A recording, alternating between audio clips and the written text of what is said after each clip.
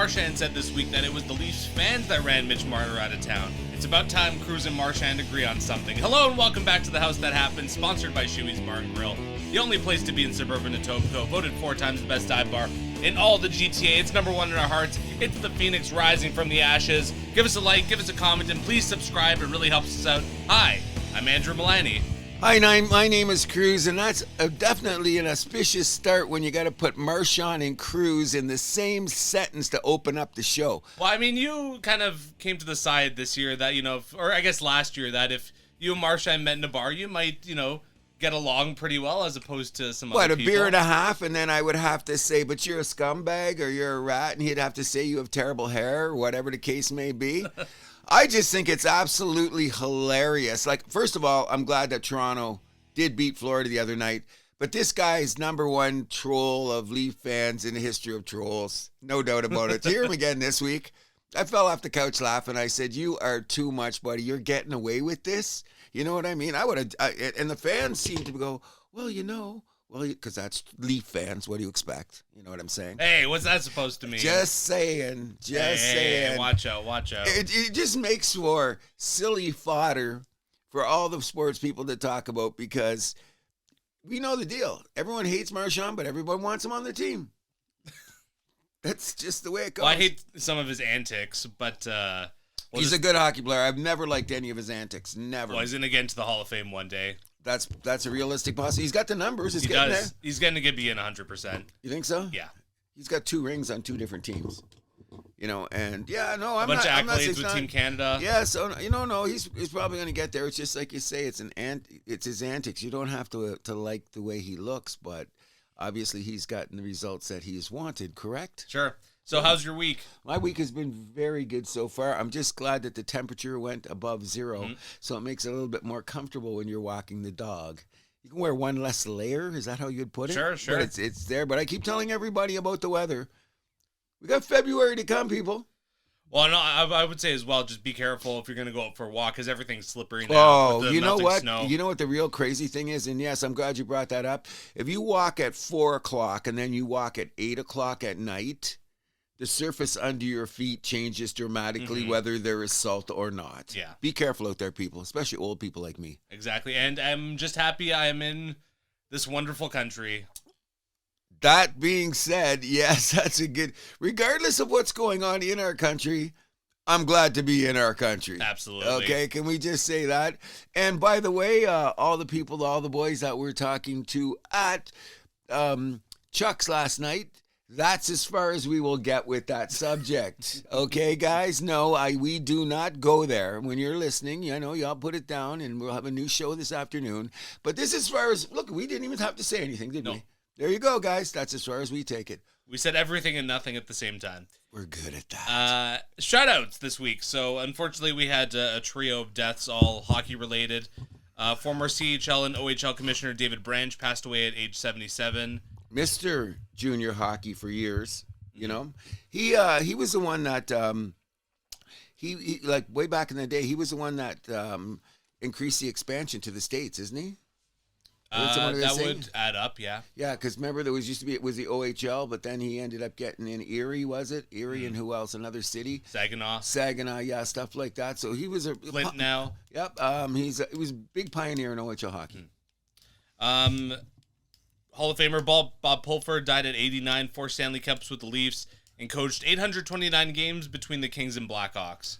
The funny thing about Bob Pulford, when you talk to fans like you, is you can't fathom 4 Stanley Cup wins, can you? Sure I can. You can in your day? Oh, I see it in the books. Okay. Black and white, But, okay, that's good that you put it into that perspective, because I don't know any Leaf fans. When you hear 4 Stanley Cups, they're going, can we just have 1, please? Can we just have 1? But here, a guy like Bob Pulford, 4 Stanley Cups, Toronto Maple Leafs. That just sounds large. It is large. Irregular, whatever. Who's got the most on the Leafs? Is it Dave Keon? Or most cups as a Leaf? Like as a Leaf, or is it George Armstrong? One of those probably guys? One of the guys from the 40s. Like Sil Apps or one of those guys, or Ted Kennedy, I would think. So the Leafs have 11 Stanley Cups, right? 13 Stanley Cups. Be interesting. Well, if I'm going to find out by next week, I wonder what Leaf has the most. As a Leaf, I would say one of those 40s guys. Because they won, 5 in the 40s and then, 1 in 51, so... Okay. Yeah, that's that realistic. would be my guess. But then they won. They won 3 in the 60s too, didn't they? And 4 1 in the mid 50s, right? 4 in the 60s. 4 in the 60s. Yeah, And 62, 63, 64, 67. interesting. I'm still gonna bet Dave Keon or Bobby Bond probably gonna be in there. We'll have to wait and see. That's an interesting question. I wonder. Yeah, Keon would have had like 4. Yeah, well, Yeah. yeah, definitely, and he was there for a long time. Frank Mahovlich was in line to be the most, but he ended up getting traded. They didn't win after that anyway. No. Bottom line is Bob Pulford, if I may say so, was one of those gentleman hockey players, like as an ombudsman for the league or someone that was an ambassador to the league. And he did play for Detroit too, didn't he, for a little while, Pulford? There was that someone else Normie he Ullman? played for, yeah. Maybe it's Norm Ullman. Ullman played with the Red Wings, yeah. In any event, Bob Pulford is a great ambassador for the Toronto Maple Leafs. He will be missed. He will be missed. And lastly, Mr. Goalie, Hall of Famer Glenn Hall died at 94. Of course, his record, 502 consecutive starts as a goalie, just one of those unbreakable records in hockey. 1961 Stanley Cup with the Blackhawks. 1968 Conn Smythe Trophy as the loser with the St. Louis Blues. 1956 Calder, and 3-time Vezina Trophy winner. I'll take it even further, okay? This is telling you, I make jokes about age, but when I've been a hockey fan since I was a little boy. And I remember Glenn Hall because that's the roots of my being a Hab guy, because St. Louis went to the finals when the expansion came first. Yeah, 3 times in a row. 3 times in a row, and Glenn Hall was the goalie all 3 years. And he won. Scotty Bowman was the coach. And Scotty Bowman was the coach. And what's really crazy is, like I said, Glenn Hall, that's when he finally put a mask on. He put that little plastic mask on because he didn't use it for a while. He was unbelievable. He was the original Stack the Pads goaltender. With that guy, he was there. But I think it was at one point, you go back and check it, I think that St. Louis did not get past center ice for about a half an hour. Oof. And they were just shelling. We couldn't get the puck in. He was absolutely stunning. God bless Glenn Hall. Maybe top 10, top 5, people say, goalie of all time. Lived a long life too, didn't he? 94? 94. God bless Glenn Hall. So what do you think of this? Well, of course, we all know the WNBA is in a tough CBA negotiation between the league and the players. It came out that the WNBA gets twice the viewership as the NHL in the States. What was your take on that? What? That's only on the main networks, though, I think. Like on ESPN. So you're telling me that WNBA is getting more fans watching than watch NHL hockey? They weren't very clear where the numbers were coming from. Yes, but I would say so. I think this is only on the major networks, like on the ESPNs or whatever. I don't think this counts this definitely doesn't count Canada, number one. Oh yeah, of course. And then this doesn't count I don't think it counts the local broadcasters of each NHL team. Okay. That's an interesting thing. Is that some kind of negotiating ploy for their new contract? 100%. Oh God. It's a mess anyway. We're not going to know because they're under the umbrella of the NBA. Yeah. So we'll never know what really is going on in the WNBA. And I think that... Well, I mean, even if they weren't under the umbrella of the NBA, they wouldn't have to tell us because they're not a public company. Okay, well, let me rephrase this then again. Okay, Caitlin Clark is the unicorn. Okay, we understand that. So what I don't understand about this WNBA, and it's got to come to head sooner or later, is they're making all these demands because these alleged ratings, at the same time kicking the shit out of the golden goose that they play with every day. Isn't it just a weird dichotomy going on in the WNBA? Well, that happened a lot less, especially when Collier stood up for Caitlin Clark at the end of the season. Oh, 100%, which needed to be done. But I'm just saying, she missed half the year. Yeah. Why did she miss half the year? We've seen the shots that she took to get injuries, which no other player should take shots like that. I think it's interesting because now they're making these demands, and they're not even saying, we don't know what the WNBA makes as a team. And the playoffs are, 10% or 15% down from last year because there was no Caitlin Clark for them to watch. So I don't understand their negotiating ploys when they're using stuff like that, when they're also abusing the golden goose. But when is it? They're going to have to figure this out the next month or so, right? Well, the deadline that they set for themselves passed, but they're going to work past it, obviously. So, what leverage do they really have? I don't get it. It's going to be interesting. Well, what leverage does either side really have? I don't know. It's just weird. I'm just glad that they got sponsorships. They're on TV, and I hope this doesn't affect the fact that we got our first year of WNBA in Toronto. Mm-hmm. So exactly, we'll this summer. Yeah. Hopefully. We'll keep it with women's sports. Team Canada announced their women's hockey team for the Olympics. Not too many surprises. Of course, Marie-Philip Poulin is going to be there. Laura Stacey, Jen Gardner, Sarah Nurse, Sarah Fillier, Daryl Watts, Emily Clark, Blair Turnbull, Brianne Jenner, Emma Maltese, Kristen O'Neill, Natalie Spooner, Julia Gosling. On defense, Ella Shelton, Renata Fast, Claire Thompson, Erin Ambrose, Jocelyn Larocque, Caddy Tabin, Sophie Jocks, and then Annette and Renee Desbiens, Emerance, Mashmeyer, and then Kaylee Osborne. I'm glad you called out the team because even though we have the PWHL going on and stuff like that, and the men get all the press and we see it every day, but just remember this, these girls are representing Canada too. And all the work that they got to do, like the other 365 days and the 3 years in between Olympics, there's a lot of work that these girls have got to do to get themselves on the team. So big shout out to each and every one of them. And I hope we beat the Yanks and I hope we bring home the gold medal as usual. Yes, sir. As usual. Good for them. To every girl that made it. Any other shout outs you have? Just the one. It just so happens that someone that's very close to me has just yesterday turned 19 years old. Big shout out to Katie, alias Cassie, alias Pepper Hamilton, on her 19th birthday. And her girls went out last night and had a whole bunch of fun. She's been waiting for this a long time. You know what it's like when you're turning 19, right? Oh, yes. Yeah, so she was very hyped to do it. I think sometime this weekend we're going to take her out for a drink ourselves just so we can say that we have done that. But very happy birthday, Pap. Glad you enjoyed it. I hope you hear me upstairs saying this. All right. One last shout out. Montana State won the FCS college football title 35-34 in overtime over Illinois State. Actually, I watched it on the box that happened to be on. Do you know they had 3 or 4? You know how they do the overtime, right? Yeah. They lined it up. I think they went 3 times, and then one of the kickers missed. Oh, wow. It was a weird ending, but what was the final score? 34-28, right? 35-24. 35-34. Yeah, 35, because one of the guys missed the extra. Yeah, missed a kick. Missed a kick, and that was just, and that's your national championship on a kick. Insane. Good game, though. Highly entertaining. And we'll carry that right into the college football playoffs, the FBS college football playoffs. Miami defeated Ole Miss 31-27 in the Fiesta Bowl on Thursday night. Carson Beck led the Hurricanes in a late game winning drive. Okay, let's just talk about this for a minute because I've been watching very closely. This is the juxtaposition of the two games is insane. If you got to see the Rebels playing against Miami, especially that fourth quarter, that was college football at the highest level you could possibly want. The game was unbelievable. I think Carson Beck's stock has gone way up because remember he was a Georgia boy and then he went through the portal and whatever. Rumor has it he got $4 million to play for Miami, so he made a good paycheck on that in any event. And I think that because now he's eligible for the draft, I'm wondering where he's going to go. But he just doesn't look to me like he's 2 years away from being ready for the NFL just by his size and the way he works. But it was an absolutely terrific game. But then we're talking about the game last night. What happened there, bro? Oh, boy, Indiana smashed Oregon 56-22. They were up 35-7 at half in the Peach Bowl. It was one of those things like, okay, how would I like to put it?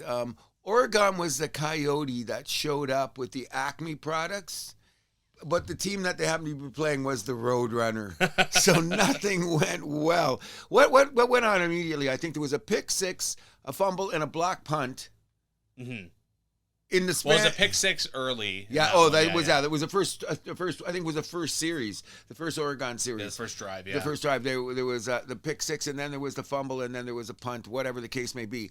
But it really snowballed on them. And the reason it was so disappointing is because Oregon was that close to being a number one team because they played earlier in the year. Yes. And remember, and Indiana needed a 2-minute drill at the end to get in the end zone. What was it left? 10 seconds on the clock? Yeah, it was a much closer game. So everybody was anticipating this is going to be the rematch. Can't wait till we have such a great game, blah, blah, blah.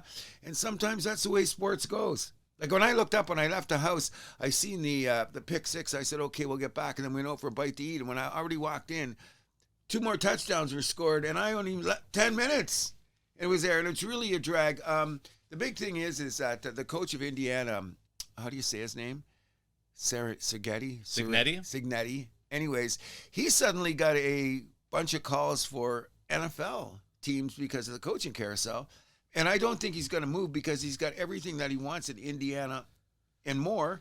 The portal just opened. Oh, you mean he's got a backbone unlike Lane Kiffin? You got it. Well, they're whatever. Apparently, they just opened up his bank, his piggy bank, and it's still pouring in there, so to speak. And not only that, he's already got 3 guys through the portal that were highly anticipated guys that people wanted. And Indiana's got 3 guys to reload already. They've got 6 of their guys that are all Big Ten that are coming back next year. If Indiana happens to beat Miami on next Monday night for the national championship, there's going to be a clamor all over the sporting world in football that we haven't heard ever.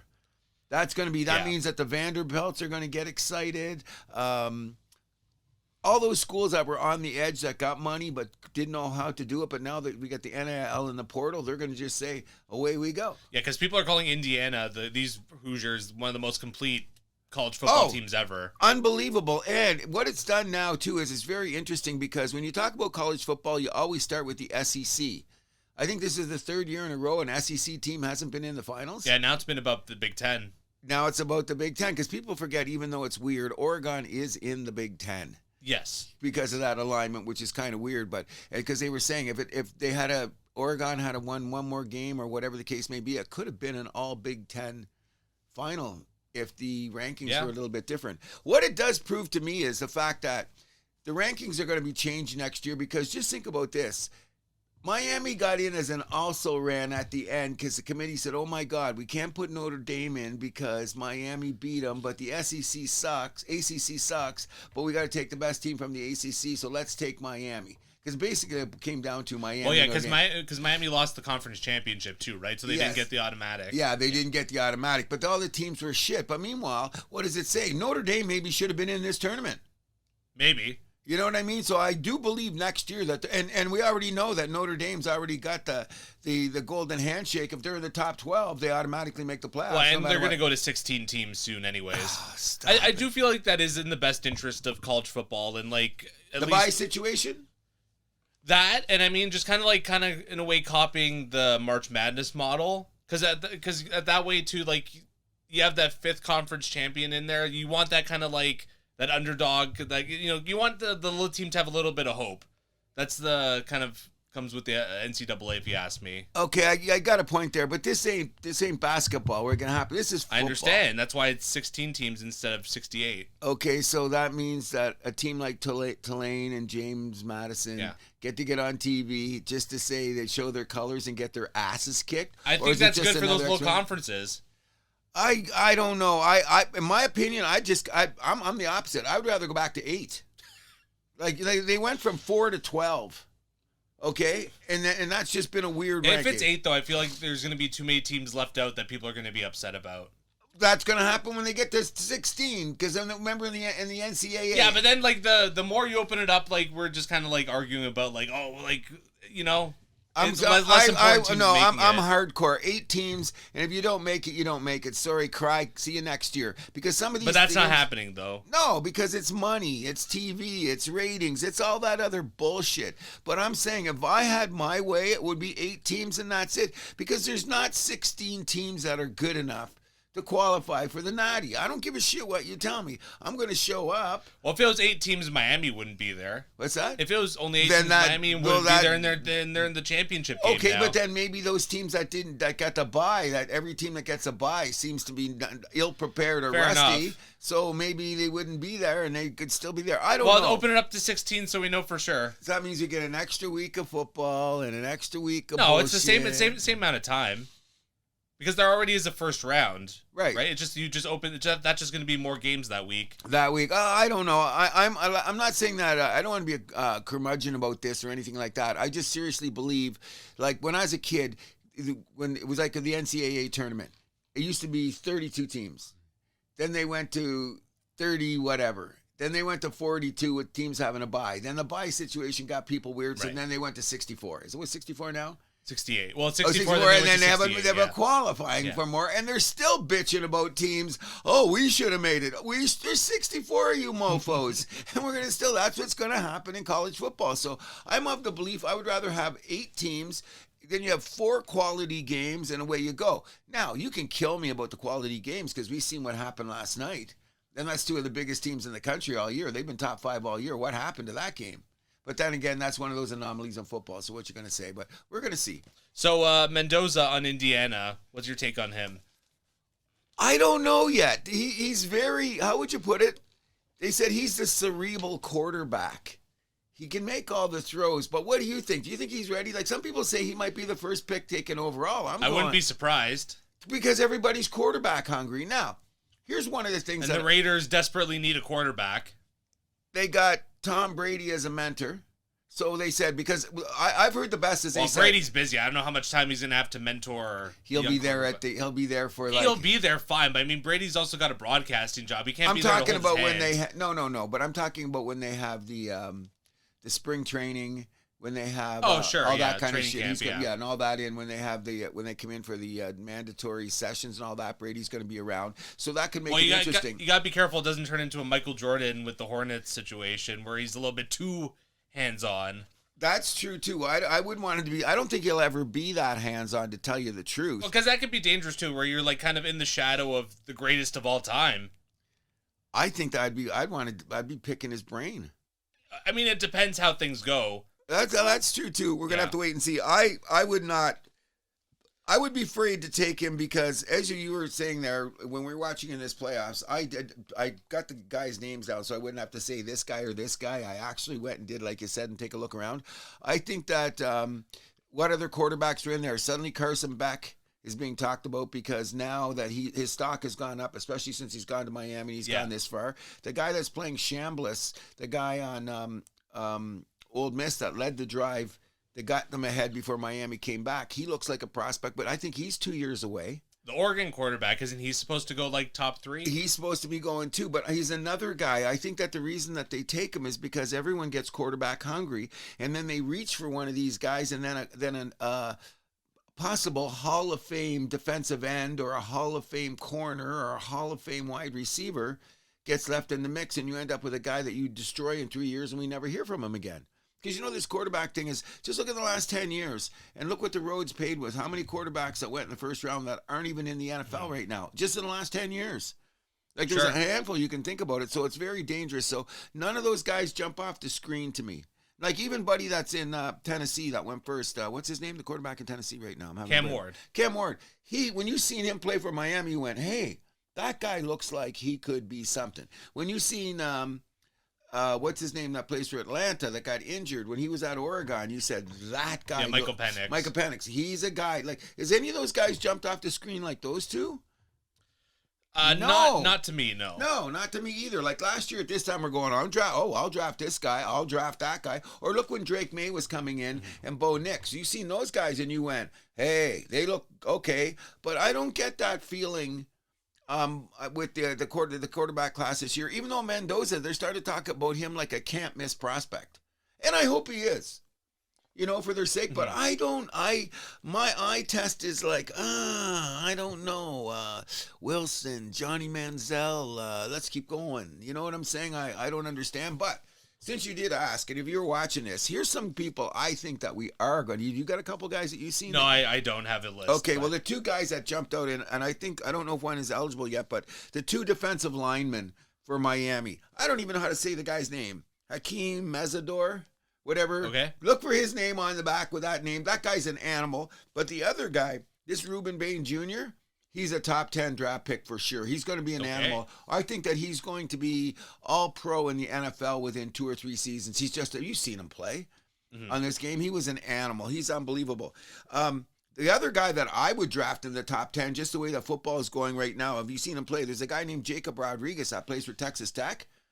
This guy's a linebacker. Like, I would take him top 5 just to know that he would steady my defense. He looks, when you see this guy in the eye test, you go, oh, that's a middle linebacker. And not only that, they can move him to be like one of those edge rusher guys. Okay. Like he's one of those guys that he's a complete linebacker. Right. Hits like a tank. He's a guy that's really got my eye. Now, the guy that everyone's saying is going straight to Hall of Fame, and I don't give a shit because he went to Ohio State, but Ohio State is the wide receiver school. Yeah. And, of course, they got Jeremiah Smith. Have you seen that guy? Yeah. We don't have to talk about it. He's probably going to go top 5. Oh, definitely. I hate the guy anyway, but I have my reasons, but they're always in there. Another guy that's really got my attention too, actually the two of them are, but they kind of got their asses handed to them a bit last night, is Oregon has this thing of producing O linemen.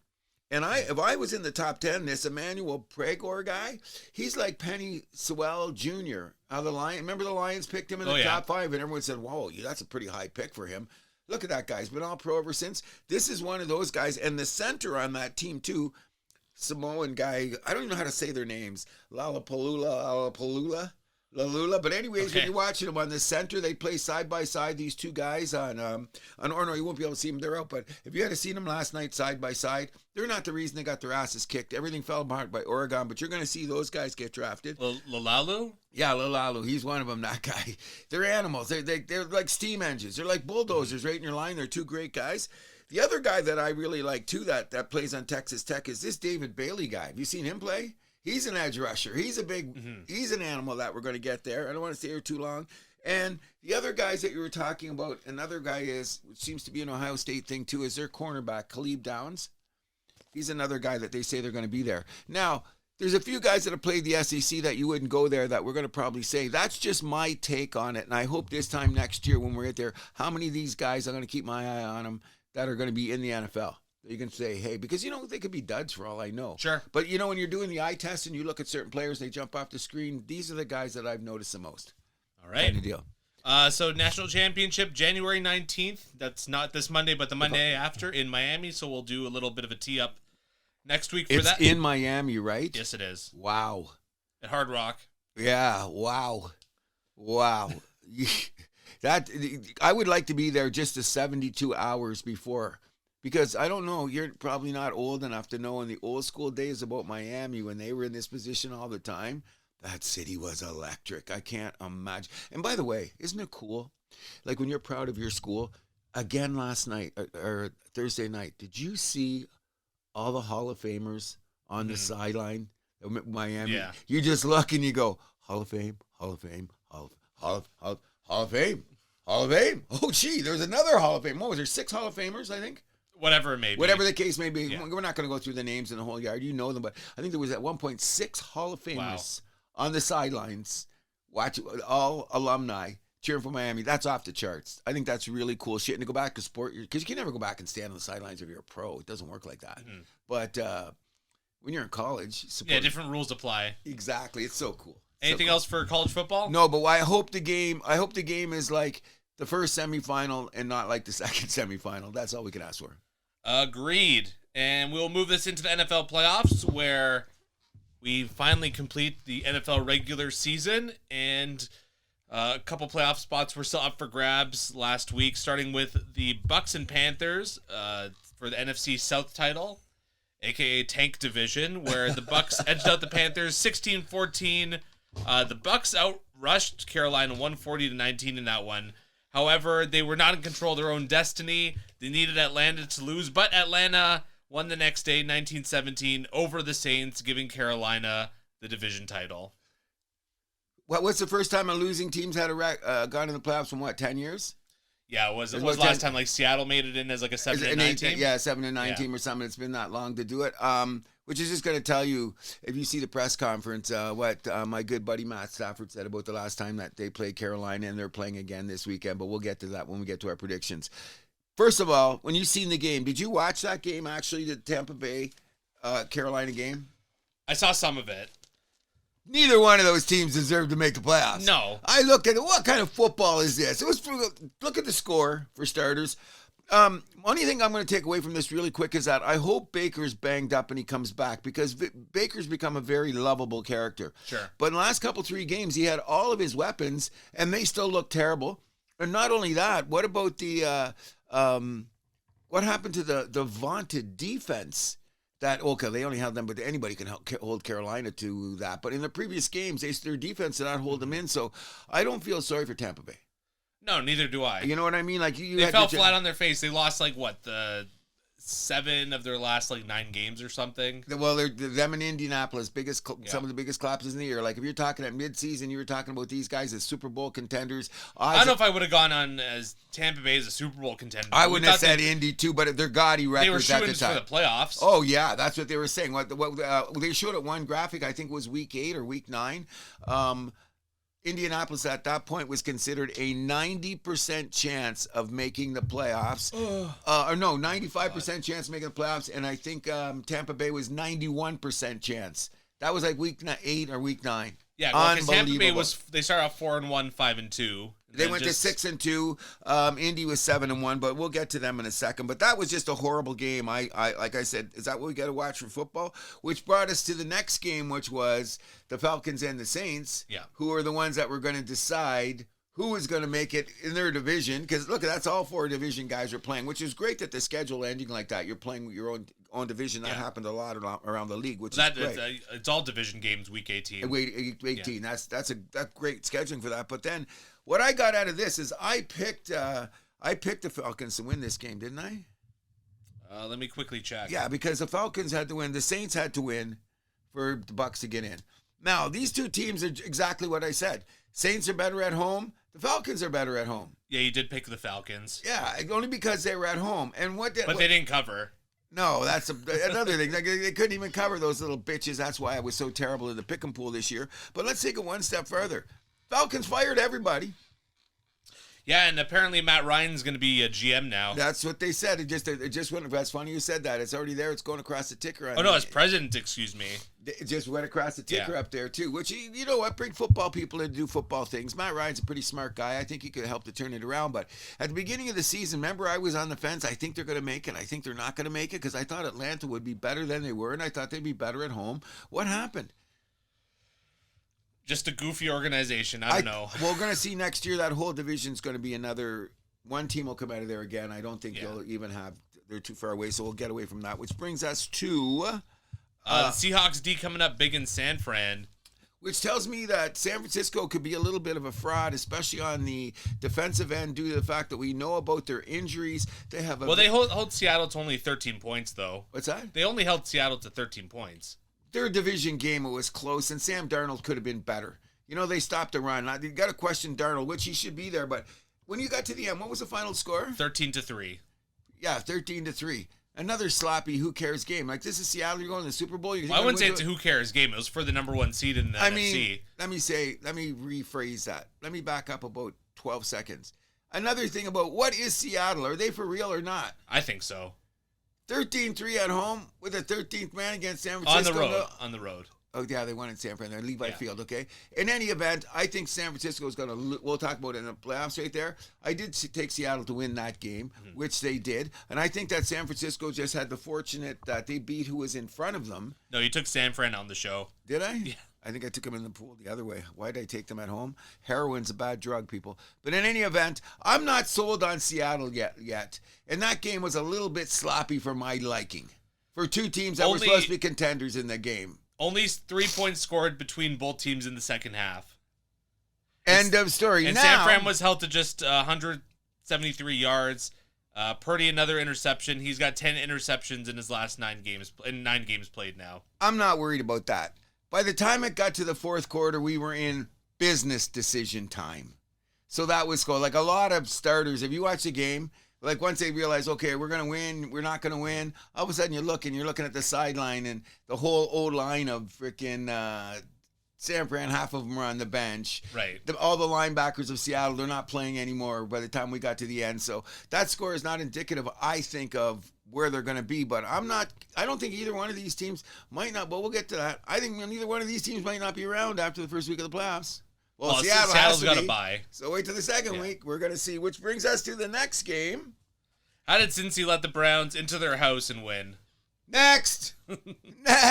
Was Joe Burrow happy after the game? I don't think so. Well, come on. Or maybe he's happy the season's over. I just noticed that there was a lot of people. The rumor was what? There was a lot of valet service cars pulling up to the stadium after the game with a lot of extra suitcases. Guys knew they were going on vacation, leaving right away. Horrible football game. That's the problem with Week 18, and the NFL gets away with murder. That's why I say, oh, is that going to make the NFL collapse because of this, all these shitty games? No. NFL is going to do whatever they want for the rest of their lives, but it's a drag that we got to go through a game like this, bro. Sure, but I mean, did you see any of it? The good thing that came out of it, though, was Myles Garrett setting the NFL single-season sack record with 23. And Joe Burrow jumped out of his Batmobile, laid on the ground, and said, I'll be part of the record. Is that how it worked? One of the weakest sacks I've ever seen in my life. Worse than the Strahan with Favre. Worse than that. So whatever you want to call it. Horrible football game. We're done with Cincinnati and Cleveland. I think Cincinnati's going to have a bounce-back season, but I don't know what Cleveland's going to do. We'll see what they do. Cleveland, I think they're going to have to draft some D for starters. We've been saying this about Cincinnati like the last 3 years now, so I'll believe it when I see it. At least, and what did Cleveland end up doing? Firing Stefanski. Yeah, exactly. Well, we'll get to that a little bit later on the firings. Yeah. Okay, so after that, we get to Jacksonville crushing Tennessee. By the way, let's congratulate Myles Garrett. Let's not take that the 17th game asterisk and all that bullshit. Do you know he did it at 200 less snaps than Strahan? Oh, wow. Isn't that just, when I heard that, because I was saying, they got to put the asterisk, it's game 17, but when they put out the metrics, it was There's no asterisk. It's just you did it or you didn't. Thank you, and it's football, but it was almost, I think it was 170 some snaps less. Wow. Isn't that just That's crazy. Yeah, that's why a big shout out to Myles Garrett. Big shout out. Jacksonville crushed Tennessee to win the AFC South title. No surprise there. Hey, Jacksonville did what they were supposed to do. They said, hey, listen, you little bitches from Tennessee, you ain't going nowhere fast. We crushed you twice this year, so you got to remember we're coming after you again next year. That's what I always say about these end-of-the-year division games when you crush the other team. Because you're going to see each other twice next year again. You're rivals. Yep. So they just let Tennessee know, you're not in our league. However, this is a big step for Jacksonville because the last couple seasons, they were the team that was getting the slap at the end from somebody as the season end, correct? But is this the best Jacksonville that you've seen in the last few years? Are they a serious contender? I mean, they look really good. It's going to be, I don't know, though. The AFC is wide open. So they got as good of a chance as anybody, I would say. Okay, I agree. I'm just saying that their metrics look good, but it's back to the question, and we hate to beat this up all the time, but let's look at it this way. What did they do against some of the better defenses, and what did their defense do against some of the better offenses? There's some metrics out there that are making me rub my chin, but I will say this. Trevor Lawrence is playing the best football of his career. He's got a great set of wide receivers. He's got one of the top 5 O-lines in the league. ETN's having probably his greatest season, too. O-line, baby, that's what it is. And here's the crazy part about this. Where's Travis? Well, he's injured. That's what I'm saying. And this was supposed to be the big juggernaut chess piece to get them there. And they got this far without him. So what do they do next year? Make him a permanent cornerback. You think so?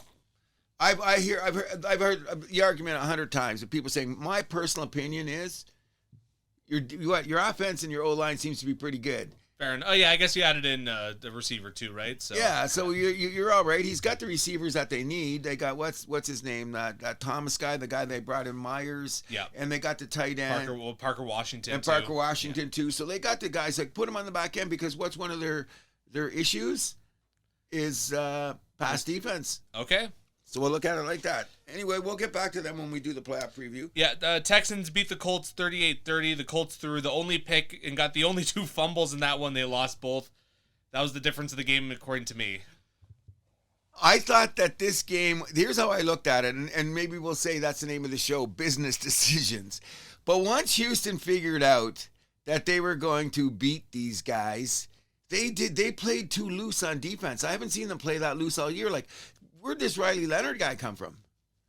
Just fired it down the field in the way they went. And I just thought that Houston says, okay, because once they realized this, their position where they were going, once the game started, they weren't going anywhere. They knew who they were going to play. It was etched in stone. Mm-hmm. So what did they do? Okay, let's not get injured, guys. It was one of those games. My thing is, how bad was Riley Leonard's knee that they had to use Phillip Rivers? Because it looked like he moved around pretty good in that game, didn't he? Yeah. So I don't know what's going on there, but that was another. So I got to watch that game for 10 minutes. I went next. Bears fell to the Lions 19-16 with the number 2 seed up for grabs. Didn't really matter. We'll get to that a little bit later.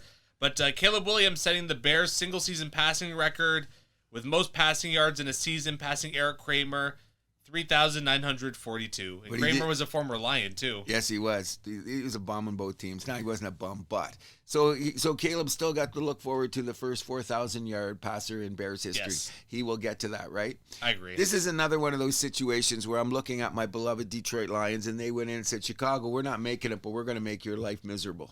Okay. Got both games against them this year. What's that? They got both games there against the you Bears. go. So they're going to go there. And the reason the Lions aren't there is because we know why the Lions aren't there. We just, however, when I said about 6 weeks ago, what did I say about a certain coach being fired and he'll end up being the offensive coordinator for the Detroit Lions? Who, McDaniel? When did I say that? Well, he's got a head coaching interview with the Titans, it looks like, so.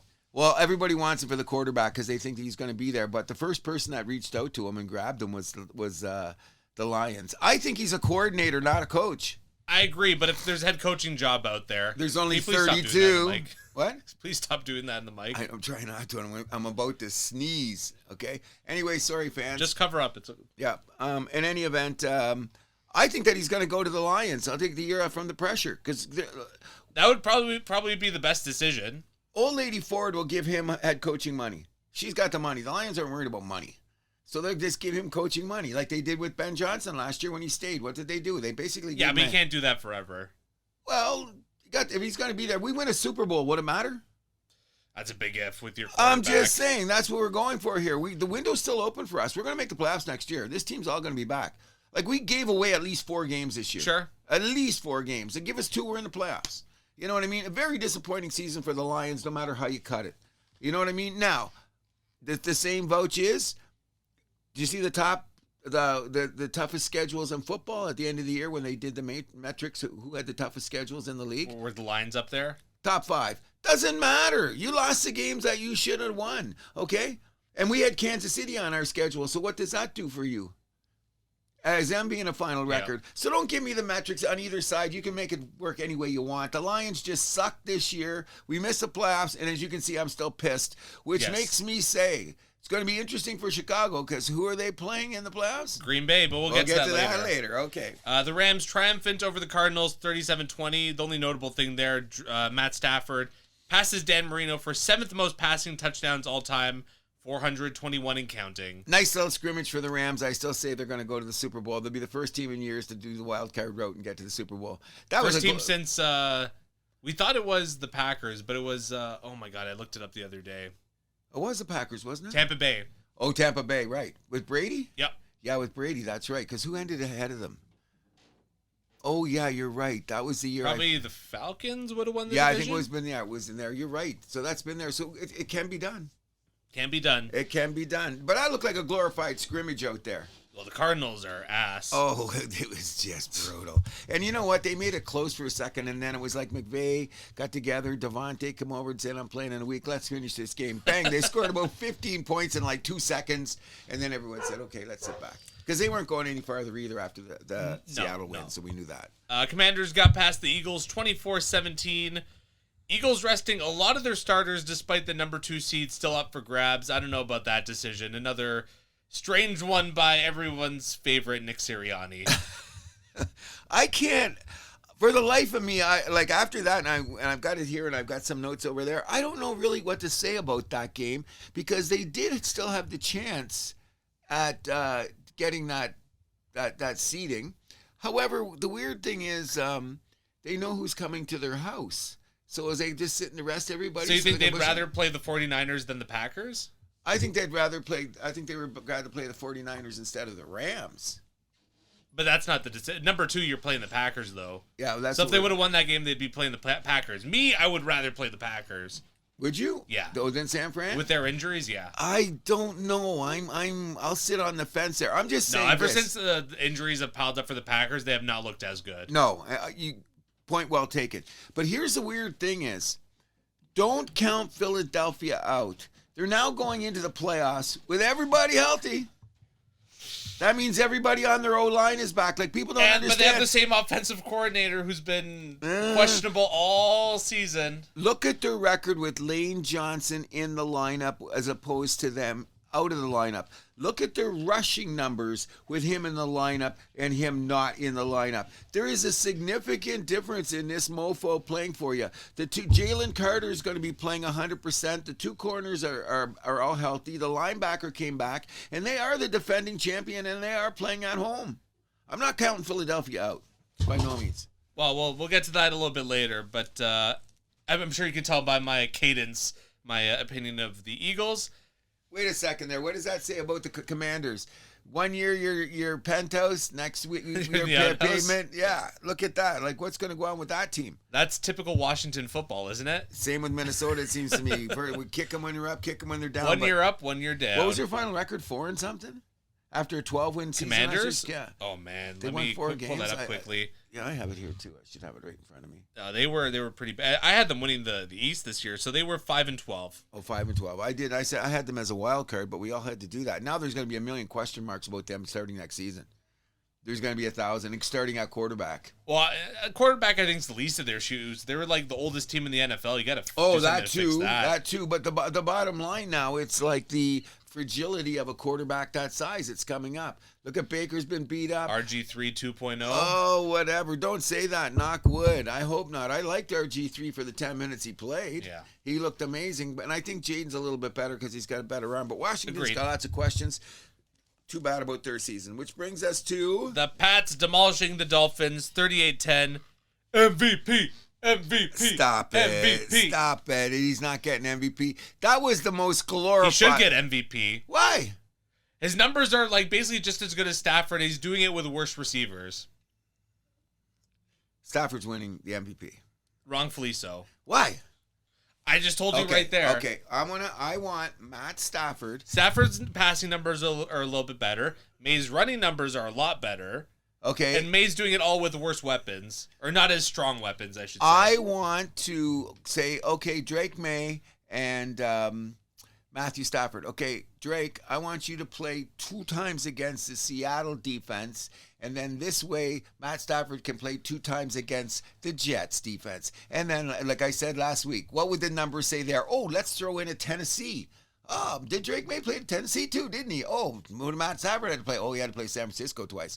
So, let's get to the chase here. You can only play who's in front of you. There, I agree. But if you look at it from which is what's going to happen, metric, analytical, in the big picture, Matt Stafford's the MVP. We'll see. We'll see. No one's going to vote for the evil empire. They still think of you guys the evil empire. All those people say, fuck him. He's going to get it later in life. Give it to Stafford. Do you really think that like people have forgot to hate New England? Oh, definitely not. No kidding. I've heard a few people say already. I thought okay, so you're saying people like are so May's the real MVP, but he's just not getting the votes. I'm saying then that. Why even bring that up? Just because I'm a prick like that. Okay, that's all. That's simple. I'm a prick. But the bottom line is I think Stafford. Your prick argument is destroying your own. Well, in any event, I'm going to say it's Stafford, and I'm saying main reason is I say when you look at the numbers, let's look at them from a whole picture point of view, and you're going to realize he's there. That's not gonna work, and you know what's going to say too? Drake May's Stanley, get out of there. Is that the cord? Yeah, this is my headphone cord. Oh, Stanley. Okay. Get out of here. Come on down here. You go wherever you're going. I'll move this out of the way. Stanley's always a part of the show. In any event, our mascot or comic relief. I want to shout out to my son who's in Cancun, and you should see the Drake May shirt that he's got. God bless him. I'll show it to you. He is completely patriot out in another country. He can't wait. He even brought gear for his buddy to wear, just so they'll be all patriots all the time, isn't it? But in any event, we'll talk about their playoffs aspirations in a second. Yeah, so Bills destroyed the Jets 35-18. Another one. Fuck this game. The only reason we're talking about it is because the Jets became the first team in NFL history without an interception on defense. Did you see? With a defensive-minded coach. That's just absurd. Okay. Did you see what Serge posted? No. If you were to bet $100 on the first game of the season and said, Jets aren't going to have those prop bets, and you bet $100 on the first game of the season and said Jets are not going to get an interception this game. What was the return? If you rolled it over for 17 games, your winning would have been almost $2 million. God bless whoever out there. If someone had been, who's going to make that bet? Though? Nobody. But yeah, God bless the guy with balls of steel to do that. But imagine that if you happen to bet like $100 first game of the year on that prop, and people do that. Like they do make a prop bet, and they roll it. People are insane. Yeah, so they roll people it over. Bet on the weather. We know this. Okay, but the bottom line is, who would make that bet? Like this stat is what? When is the last time it happened? 1952. It's never happened. Never happened at all. I thought it happened like they're the first team in 1950. They're the first team to never get one. In That's insane. So who would make that bet? Exactly. But it's a good talking point when you realize if you put a prop bet on that for the whole season, oh my God. Like statistically, like they're bound to get one. Of course. That's what I'm saying. On a team that was supposed to have some defensive moxie. Which Mind you, they traded away one of their top defenders midway through the season, but still. Yeah, that's an insane stat, which means that the Jets' future is here. But I do hope that What future? Aaron Glenn, it's just like, look at, when Dan Campbell took over in Detroit, what was our record to start? We lost the first 8 games as him as a coach. Yeah. You know what I mean? And we ended up winning, 4 games that first season? And then we were almost 500 the second season. And the third season, we went to the conference finals, and now we miss the playoffs. But that's another story. But I hope Aaron Glenn will stick around because he's a good coach. Do you know any Jets fans? What's that? Do you know any Jets fans? A couple guys that come into that could come into St. Louis would be rocking Jets gear. I don't know why. I was gonna say, like, keep them close, make sure they're doing okay. All right. I actually don't know a single. The Jets are one of the few NFL teams that, like, I don't know a single fan. No, there's a guy, I think it's Henry's buddy too, because I remember coming in, a guy's got a Jets thing on, and a guy around my neighborhood. In my neighborhood around the corner, yeah, he's a Jets fan too, because he's rocking and he's got old Jets. These are all old guys, though. I'm guessing, yeah, right? yeah. Plus I remember the Super Joe Bowl Namath or shit like that. Yeah. Like it's the Jet thing is. I just hope that they do better just for Aaron Glenn. God bless the New York Jets. The Raiders beat the Chiefs 14-12. The Raiders clinched the first overall pick, and Travis Kelce became the third tight end to get 13,000 receiving yards in his career. First ballot Hall of Famer. There's no doubt about that. Another absolutely horrible game. Half the guys in Kansas City, I didn't even know who they were when they went out in the field. Like, this is Kansas City. What? Look at it. Who are these guys? I don't recognize anybody on the field. And then you look at the Raiders and you go, well, that's why we don't know anybody on that team. I think it was really weird, like these business decisions, and I think this is where teams get screwed up. They made Max Crosby sit with his... He's pissed. Did you see him when he put online? Yeah. I know the basketball shit? I know there's some friction there. There's a lot of talk that he could be traded in the offseason. Brady says that'd be nuts. Like, they asked Brady. Of course that's nuts. Brady, you ever seen when they ask him Raider questions? He's suddenly no tongue. That's he's got to put a different hat on. Oh, 100%. But it's really funny when you ask him a direct question like that. You know, Brady's become very fluent, very good ambassador, very good everything. Ask him a Raider question. All of a sudden, he's got like one of those. But well, it's also not his thing, right? He's just a minority owner. Exactly. Well, the reason I really got it out there is because you know that podcast with Gronk and Edelman, eh? Mm-hmm. And they're all buddies with Brady, so they say a lot of things allegedly, okay? But they basically said Brady's, hey man, crazy, get ready. Hey, what's Tom saying? You know what Tom's saying. Allegedly, but I don't think they want a guy. But Max Crosby, come on. Every team in the league wants a guy like that. They're going to trade him. That would transform your defensive line. Thank you. You can't. And he's got a good contract. And with the salary cap going up, he's going to be his contract's going to look good. We'll see if cooler heads prevail, I guess. Raiders are a mess, but they did fire Pete Carroll, one and done. Yeah, we'll get to that a little bit later. Broncos beat the Chargers 19-3 at home, clinched the number 1 seed in the AFC. Not really much to talk about there. Steelers won the AFC North in a 26-24 win over the Ravens. Tyler Loop misses the winning kick in the dying seconds from 44 yards out. My question is, 14 seconds left on the clock. Why didn't the Ravens take a couple shots at the end zone? I have no idea.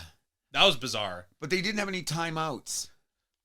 Quick throws. But I would have tried one sideline because they did mention that. You probably had a chance for 2. 14 well, seconds? I don't know why just look for quick passes. Yeah, but I think what it was is that Harbaugh was playing conservative in this way and probably cost him his job. Because the fact is that was a gimme kick. That's the first kick this guy has missed from that distance in 3 years? Yeah, whatever. It's just an insane. Well, he's a rookie though, the kicker, isn't he? Is he a rookie? Was the first one that he missed? That's the first one he missed, yeah. At that level all year. Yeah. Bro, that's what they say. Let's not have any more chances. Coaches are like that. If we throw the ball, something weird could happen. Maybe there's an interception. Maybe this and that. Because maybe you score the winning touchdown. That's sports, man. It's a game of chances. I think that if I was a betting man, I probably would have kicked 2 because your guys made the kick every time. Why put so the ball much time? in play? I don't know, man. You got to take that chance, especially when you're on the road. On the road, I'm definitely kicking. Thank you very much. I'll put that one step further. I don't care if there's 14 seconds. I want the game over. Yeah, well, the game was over. Except what happened? The guy missed the kick. Yeah, that's my point. Okay, say you had a throw and it got bounced around and there's an interception and the coach is an idiot. Why didn't he just take Well, you the lose kick? the game anyways. They lost. They lost, yeah, but they very improbable loss, which makes it even crazier because... Well, it's improbable unless you ask the priest who blessed the end zone with the holy water. Oh, that's hilarious. Yeah. That's just great. But here's what's even crazier about the game. How did the Pittsburgh kicker miss the extra point? Yeah, Boswell, who's supposed to be one of the best in Another the greatest game. of all time. So that was just the end of that game. Like, you know what that game was? It started off ugly, except for the Henry run. Henry just came out there and blasted him, and then Pittsburgh said, we're not going to let this guy run over us like that for the rest of the game. Because he did get over 100 yards, but he got 60 or 70 in one gallop. Yeah. You know what I mean? So that kind of... I don't even think he was the most impressive player for Baltimore, to be honest, that game. Oh, I didn't think so. Zay Flowers had an incredible game. I was just going to say, Zay Flowers looked great. Something looks funny with Lamar. I don't know what it is. I think he's still banged up. I think so, too, moving around. But word around the campfire is nobody was happy with Harbaugh, and he was fired within 48 hours. And, like, already, what? The rumor has it there's a team with a coach that still wants to interview him, and they won't say what team it is. I think it was Miami because they fired McDaniel shortly after that rumor came out. And then McDaniels did have an interview with Tennessee? Yeah, that was on the ticker on the TV right there. Oh, okay. Yeah. I did not know about that. In any event, Baltimore is one of the biggest failures in the league because if you go back at the beginning of the season and we listened to Mr. Vegas, they were what? Top 3. Their Super Bowl chances were still, like, their odds in Vegas were still pretty good even when they were, like, when the record was shit. Exactly. When they were outside the playoffs. And if they had beaten Pittsburgh for that game, then Vegas would have said, see? Yeah. Let's go. What we could do on the road. Because, like, Pittsburgh was not getting all that love. No. Not getting Baltimore love, and look where they are, which is going to be quite interesting because wouldn't it be, you know what makes me think is funny? What if the guy makes the kick? Does Harbaugh keep his job? Or does he lose a playoff game and they say it's got to go? I think it's that. I think he still would have been on super thin ice. So what do you think about Tomlin? What about him? If he loses the first game at home... I think he's safe. Think he's safe? Yeah. I think he is too. Does that mean if they even lose a playoff game, does Aaron Rodgers come back? I think the fact that they're back in the playoffs probably says that he's coming back next year no matter what. They always make the playoffs. They always hit 9-8. 50-50 now. Okay, this is his 18th year. They made the playoffs, what, 12 times? Yeah. More than Harbaugh. Like, Harbaugh's there. Harbaugh missed a bunch of times with Baltimore. Yeah, but he missed more than Tomlin. Okay? But Harbaugh's got more playoff wins than Tomlin, I believe, which is another weird stat. Yeah, Tomlin's been to more Super Bowls, though. Has he? Been to 2. Which when was there twice? Who did he lose to? Green Bay. And then they beat the Cardinals. Was Tomlin the coach then? Yeah. Because they had already beaten Arizona and they went back looking for their second. Oh yeah, Green so Bay. he did go too. Yeah. But I think but I still think that Harbaugh has more playoff wins. I'd believe that because they seem to be in the conference championship game. A little bit more, something like that. It's just an interesting dichotomy because you got two heavyweight pillars in football that the Shield recognizes because of their history, the old AFC North, the toughness about them. Well, even though Baltimore's a new team, but yeah, technically, but they were the Browns. I know. Technically, however you want to put it, but I mean, you know what I'm saying. But that history doesn't belong to them. Exactly. They get back to Cleveland. Yeah. Okay. So, but in any event, you know what I'm saying. In the last 20 years, they've been top of the arguably the biggest rivalry in football. Last 20 years. The last 20 years is those two teams. I thought it was great. Now, I was trying to explain to people. Then, can you help me with our people that are listening? You gotta understand this. Christmas Day, the games were shit. We know that. Yeah. Okay, we got it. I was trying to explain to people last night. Just go, you know, everybody knows what the schedule is basically next year. Yep. Pick your team, check the matrix, and basically this is how it's going to go. So what I'm trying to tell the people is, at the beginning of the season, when they were picking the game for Christmas Day, based on what they had last year, on paper, they looked like good games. Oh, of course. Okay, wasn't it Dallas, Washington? Dallas, Washington, Minnesota, Detroit, and then Kansas City, and Denver. Yeah. At the beginning of the season, that looked like, hey, that could be a great Christmas Day slate. Yeah. Okay, so it didn't roll out that way because circumstances got tricked. But they said, well, we have this great game to end the season on Sunday night. It's called flex, people. It's the end of the season. You can flex. The Sunday games have to be picked. Well, week 18, they're not even scheduled until like the week before. What's that? The week 18 games, they're not even finalized until the week before. I heard it's the last 2 weeks, isn't it? No, but I thought it was just week 18. Maybe you're right. They're all flexed. I think it's flexed after week 14 or week 12. They can have any flex they want. No, but if you look even at the beginning of the year, week 18, like they'll just list all the games at like 1 o'clock. Yeah. TBA. But then like really, it's still. Yeah. So, anyways, if people are out there listening, and if you're a serious football fan, you know that you're saying, Cruz, what? I don't know this. Like the serious football fan knows what I'm talking about. But when people ask me, like, this game there, why didn't they do this? And how do they have the Christmas schedule? The matrix is already there. It's the way that it is. So, you know what I'm saying? So, anyways. Well, I'll take it a step further. If someone were to say to you at the beginning of the season, Kansas City, Baltimore, and Detroit were all going to miss the playoffs. Give me some. People would have said, yeah, exactly. Give me some. Give me some. Come on. You know what I mean? Yeah, and that's... All three, you could say, 2 out of 3 could have missed it because that happens. We had all 3 in the playoffs. Oh, damn right we did. Why wouldn't we? Come on. And now that will make the whole beginning of next year a lot more interesting, especially when we see how these playoffs rolled. Because as they're saying, this is the most wide open playoffs we've had in how many years? Especially in the AFC, a long time. Yeah, it's gonna be interesting. So speaking of that, like our preseason picks, I got 9 of the playoff teams right. You got 8. That's not bad. Yeah. I forget who was on the other day said there only 6 teams. They only picked 6 teams, right? Of all their teams picked. We were better than 500. So. That's all that matters. That's all that matters. Because how many teams make the playoffs again? 14. 14. Okay, we're better than half. And once again, what is it? There's 6 new teams. For the 10th year in a row, there was a switch of 6 teams. Insane. The Shield loves it. Of course. Because you know what that means? When you start the season next year, every team says, hey, I can go to the Super Bowl. What do you mean? Talk to the Evil Empire. Where were they just 18 months ago? And look at them now. So Tennessee, just keep on smiling. Arizona, keep on smiling. You know what I mean? That's why we have I don't know if those are the teams I would hitch my wagon to or put my money on, but maybe a Minnesota or a Dallas or a Washington, but not Tennessee. Okay, and here's another thing, okay? I love football. I love to watch the game. I'm a football junkie. We get it. If one more person says, Cruz, what team are you cheering for now that the Lions are out? I'm cheering for Jesus, okay? That's a lie. You're cheering for the LA Rams. No, I'm cheering for Matt Stafford. Who plays for the LA Rams. Okay, so that means I'm also cheering for who else that I'm saying around the league that I like.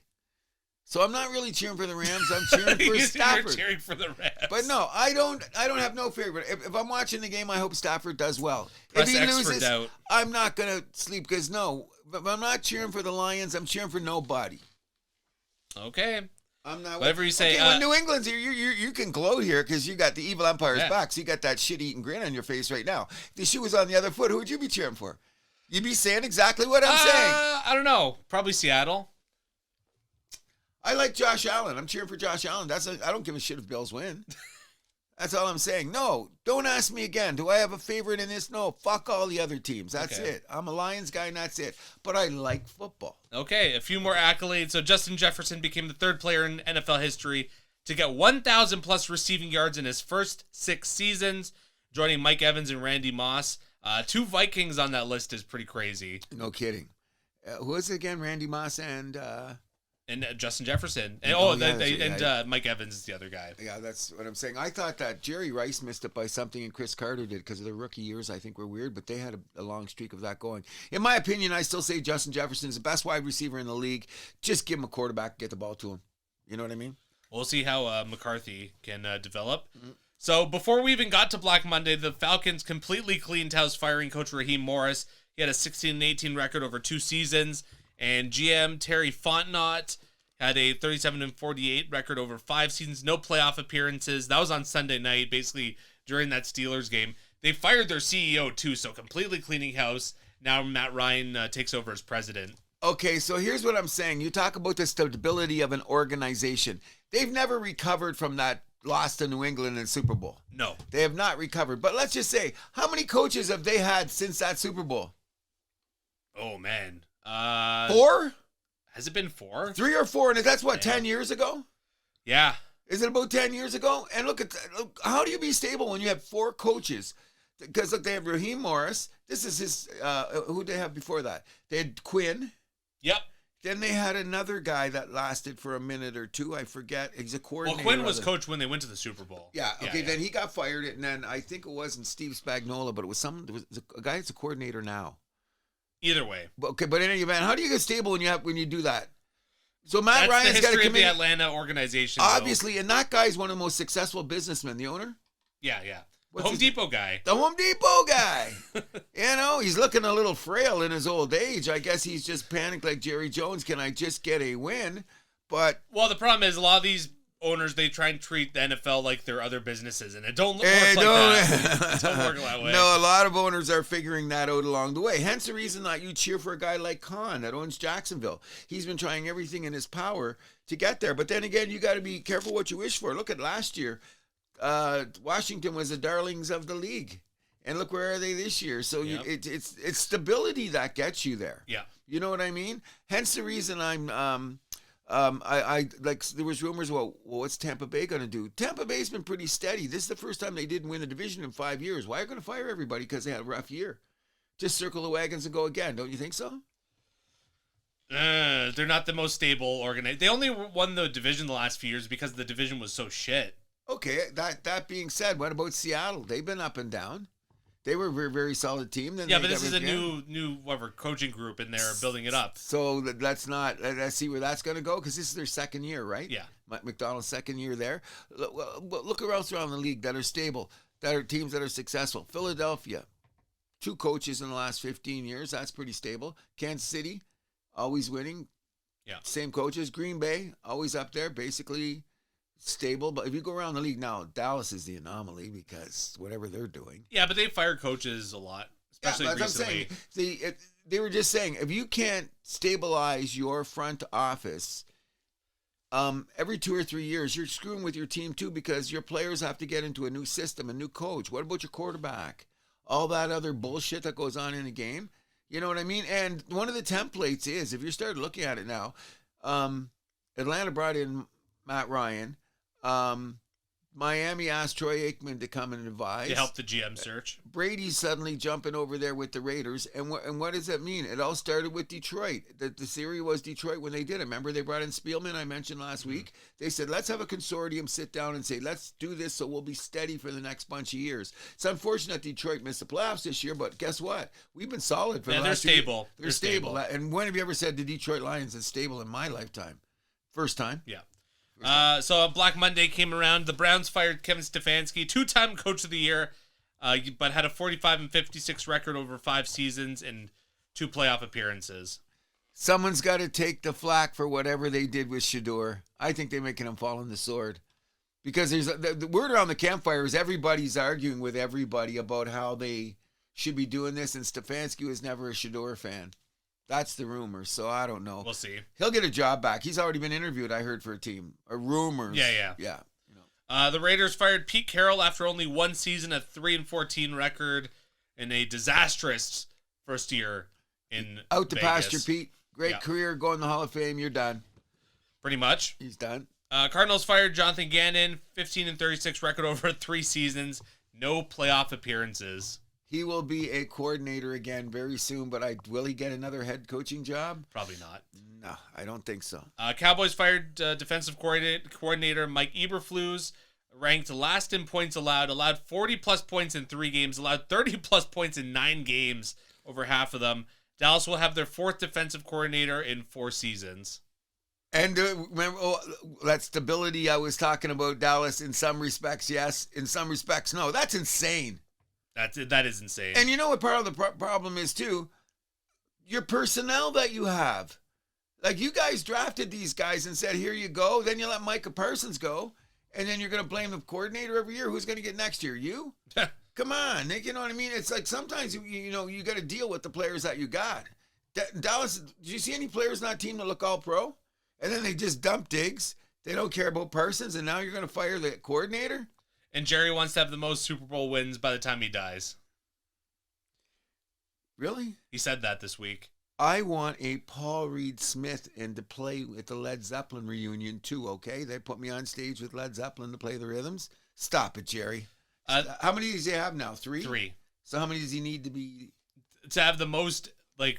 he has to beat Kraft. Kraft's got 6. Yeah, so you need 4 more to top him.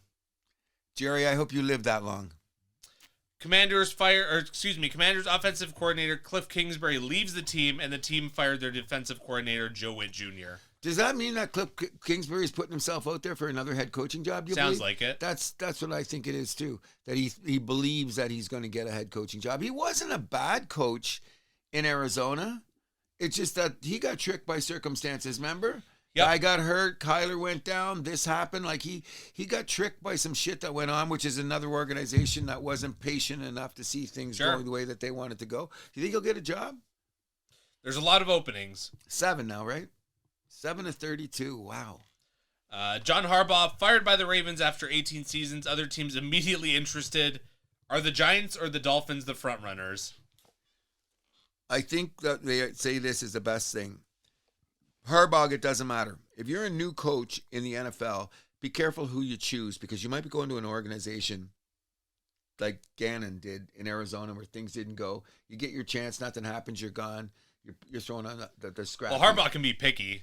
That's what I'm saying. So what have I said? And I've said this a number of times. He could be in the same position as Ben Johnson was in Chicago. If you look at that Giants team, they've got pieces, they have injuries, and they have draft choice, and they have cap space. He could go right to the Giants next year and put the Giants in a position to win the playoffs. You already got a lot of good players there on offense. The defense was always solid, just they were out there all the time. So I think that where else would Harbaugh go? Does he want to go to Arizona? No. Does he want to go to Miami? No, he's not going to the Raiders. No, he's not going to Raiders, no. But he's not going to the Browns. I heard that the Raiders jumped up real fast and looked over at Harbaugh, but I can't I'm sure they did. But no, I don't see him going there yet. No. Lions fired their offensive coordinator, John Morton. Because we got to hire Mike McDaniels as our new offensive coordinator. Okay, I'm not. Until he's hired somewhere else. And how long ago did I say that? Oh, don't worry about Miami. Ago, he's going to fire him. We're going to have him as our offensive coordinator. We'll see. And, Dolphins fired Mike McDaniel after 4 seasons, a 33-35 record, 0-2 in the playoffs. The offense fell off that last 2 seasons. Yeah, it's a drag because he looked like the wonder kid for a while. You know what I mean? But the problem with him is the optics. He has bad optics. Yeah. And that shouldn't matter. It shouldn't matter. It's your ability, not the optics. Like how many times they show him when he's on the sidelines with his pants and everything, and then they put Tom Landry beside him or shit like that just to make the guy look bad. Yeah. But he's a football savant. Oh, for sure. They say the guy's brilliant. So I'm just saying, like, he's a coordinator. Like they're saying now, Josh Daniels and Vrabel will be in New England until Kraft kicks him out. And Josh Daniels never go away. And what is happening? Kraft is basically paying Josh Daniels head coach money. Josh McDaniels. Yeah, Josh McDaniels. Paying basic head coach money. And how much success did Josh Daniels have in New England in the first place? A lot. End of story. All right, so we'll get to our picks and preview here. So last week, I beat you 8 picks to 5. Over the entire season, I beat you 12-4. We had 1 tie in there. I only had 12 more right picks overall than you, so the margins weren't that big. Okay, so this is my time to say rhymes with Cruz. You guys owe me a beer. That's all I'm going to say, and shut up about the rest of it. Okay. That's a little personal. People that know will understand. I took grief for it again last night, too, so screw you all. All right, so we'll go in previewing the games just kind of in order here. So first up, the Rams visit the Carolina Panthers. Rams favored by 10.5 on the road. This is going to be the beating of beatings. Or excuse me, 10 points now. Beating of beatings. So what? How many points do you think Rams win by? 34-10. Wow. 35-10. Oh, yeah. I'm not that confident. Oh, 100%. They blew that game. I watched that game. Anything that could go wrong in that game went wrong. And they basically handed it to Carolina. The weather, the shitty weather, add it all up. Carolina's a very good home team, though. Not this time. I think, okay. What are they, 5-8 at home? Or, no, they can't be. So they had 8 home games. They're 5-3 at home? 5-3 or like 6-2. They were very good. No, they lost more than 2. I don't think the Rams are going to lose this game, but I think Carolina covers. Okay. I disagree. Okay. I see a beating coming, just no tomorrow. All right, tonight we got Green Bay and Chicago. Green Bay favored by 1.5 points on the road. I'm going to take the Bears as the home dog. That's a funny line, isn't it? What does Vegas know that we don't? Jordan Love's starting. Yeah. The defensive guys are back. But they still have some wide receiver issues, don't they? In Chicago? I don't know. You know what? I'm going with Vegas. I'm going to take Green Bay. Really? Okay, Yeah. I'm a little bit surprised about that. They're 4-4-1 away. And they've been owning Chicago. Aaron Except Rodgers ain't for here no more. I don't know. When I seen the line, I thought when I was 1.5, Chicago 1.5. No, Green Bay's 1.5. What does Vegas know that we don't? I don't know. I'm going Mr. Vegas. Okay. All right. Buffalo at Jacksonville. This is tomorrow. Buffalo favored by 1.5 on the road. I don't know how. I think Jacksonville's going to run the ball right through Buffalo's terrible run defense. I believe that this is going to be the highest scoring game of the weekend. Okay. I'll say that first. I think it's going to be the highest scoring game Okay. first. And I think that Josh Allen's going to find a way to beat him. Taking the Bills. Whoa. And I really like Jacksonville, but as soon as they got the Buffalo thing in experience, Trevor Lawrence still makes mistakes. And how good is the Jacksonville defense? I think the Jacksonville defense is pretty good. I think Buffalo's defense stinks. I hate this narrative that's like, oh, Josh Allen's time because Mahomes. No, I think is that's in the way. bullshit. I think that's bullshit because I'm not sure Buffalo's going to make it to the Super Bowl. They're going to run into someone tougher. I'm looking at it this way. Jacksonville still has a penchant this year for making mistakes at the wrong time, even though Trevor Lawrence is They've playing cleaned the it up best. the second half of the season, though. Basically, yeah. But look at last two games. Like, what is it? Last 3 games, Lawrence is still throwing 3 picks in the last 4 games or something. So he is susceptible. So is Josh Allen, if that's way. I just think the experience is going to be on the Bills' favor. Okay. You know what I mean? But if Jackson will win, more kudos to him. You know what I mean? Who are you taking, Jacksonville? I'm taking Jacksonville. Okay. So far we're on different teams every game here so far. So this should be a lot of fun. Yes. The midday game, San Francisco at Philadelphia. Philly favored by 6 points at home. I'm on San Fran. I'm on Philly all day. All day. That's San what we're Fran, the gonna be. last 5 times they've been to the playoffs, they've been to the conference championship game. And? Don't bet against the streak. And Philly loves to beat themselves. Nah. Philly, I think, is sitting in the bush. You know what I mean? Sitting in the bush waiting to get whacked. Maybe that's going to be the case. No, I see this. You seen what happened with Purdy against that Seattle defense. This is in Philly. That was at home. San Francisco dealt with that at home against a Seattle's division defense is rival. better than Philly's defense, though. Maybe on paper, but everyone's coming back now. Last time they played, Jalen Carter's going to be back. The linebacker's back. Like, this is Philly at home. I think they're going to be wearing those Kelly green uniforms. I could see this as a Philly all day. Winning Okay. by 10. Win by 10. Yeah, it's going to be Wow. low scoring. It's going to be like 21-10. I don't even know if Philly's going to be able to put up 21. They don't have to. They're going to put up 17 and win. That defense is going to I don't even know if they're going to be able to put up 17. Well, we'll see. We'll see. The last time we seen Jalen Hurts, though. Yeah. LA Chargers at the New England Patriots. Patriots favored by 3.5 at home. Pats all day. Okay, this one I'm going to agree on you, but here's the weird thing about this. Harbaugh could have done different things. He settled with, yeah, we'll take New England. Don't you think that's got to be freaking bulletin board fodder for Vrabel and the Of boys? course. Like, basically, he says, yeah, well, like they could have done some shit. They chose not to because we like going to New England. Be careful what you wish for, boys. Yeah, good luck with that. I would say this. I think that the New England defense is enough with the banged up O-line on the Chargers because that O-line is still banged up. And playing in New England and that East Coast, West Coast, East Coast, and all that other bullshit, I'm going with the Pats. And lastly, the Monday Nighter, Houston at Pittsburgh. Houston's favored by 3 points on the road. Give me the Texans. I think Pittsburgh's going to have a lot of trouble scoring. I do too. But again, it's going to be the thing about it is, remember this though, Houston scores better at home because they're in the track meet place. Yeah. What's the weather going to be like on Monday night in Pittsburgh? apparently it could be a little bit ugly. That suits Pittsburgh, but I can't see Houston losing. I can't either. I can't see him losing. Good luck, Tomlin. Does that mean that Tuesday morning Tomlin's fired if they lose? No, we went through this. No, I don't think so either. Anything else you want to add for football? No, but I mean, what would you say? Let's look at it because we watched football for a lot of years. On a scale of 1 to 10, what would you say this season has been? I don't know, like a 7? I was going to say 6.5. 6.5, because there was just so many stupid things that happened and so many bad games and so many bad calls. And we talked about a lot of shit we shouldn't be talking about because the games got all frazzled. So, parody is good, but good luck to everybody in their football picks. And Mr. Mark Whitaker, I'm going to talk to you right after the game because you got the football pool going. The house that happens will be in. All right. So we'll take this to the World Junior Hockey Championships where Canada lost in the semifinals to Czechia. Again, 6-4 on Sunday. For the third year in a row, the Czechs take down Canada with a late goal. What did you think of it? Number one, the Czechs, there was a period of that game where they kind of had horseshoes up their asses. Just the way, like, some of the Canadian chances, how they stayed out of the net, like, you're just like, how did this even happen?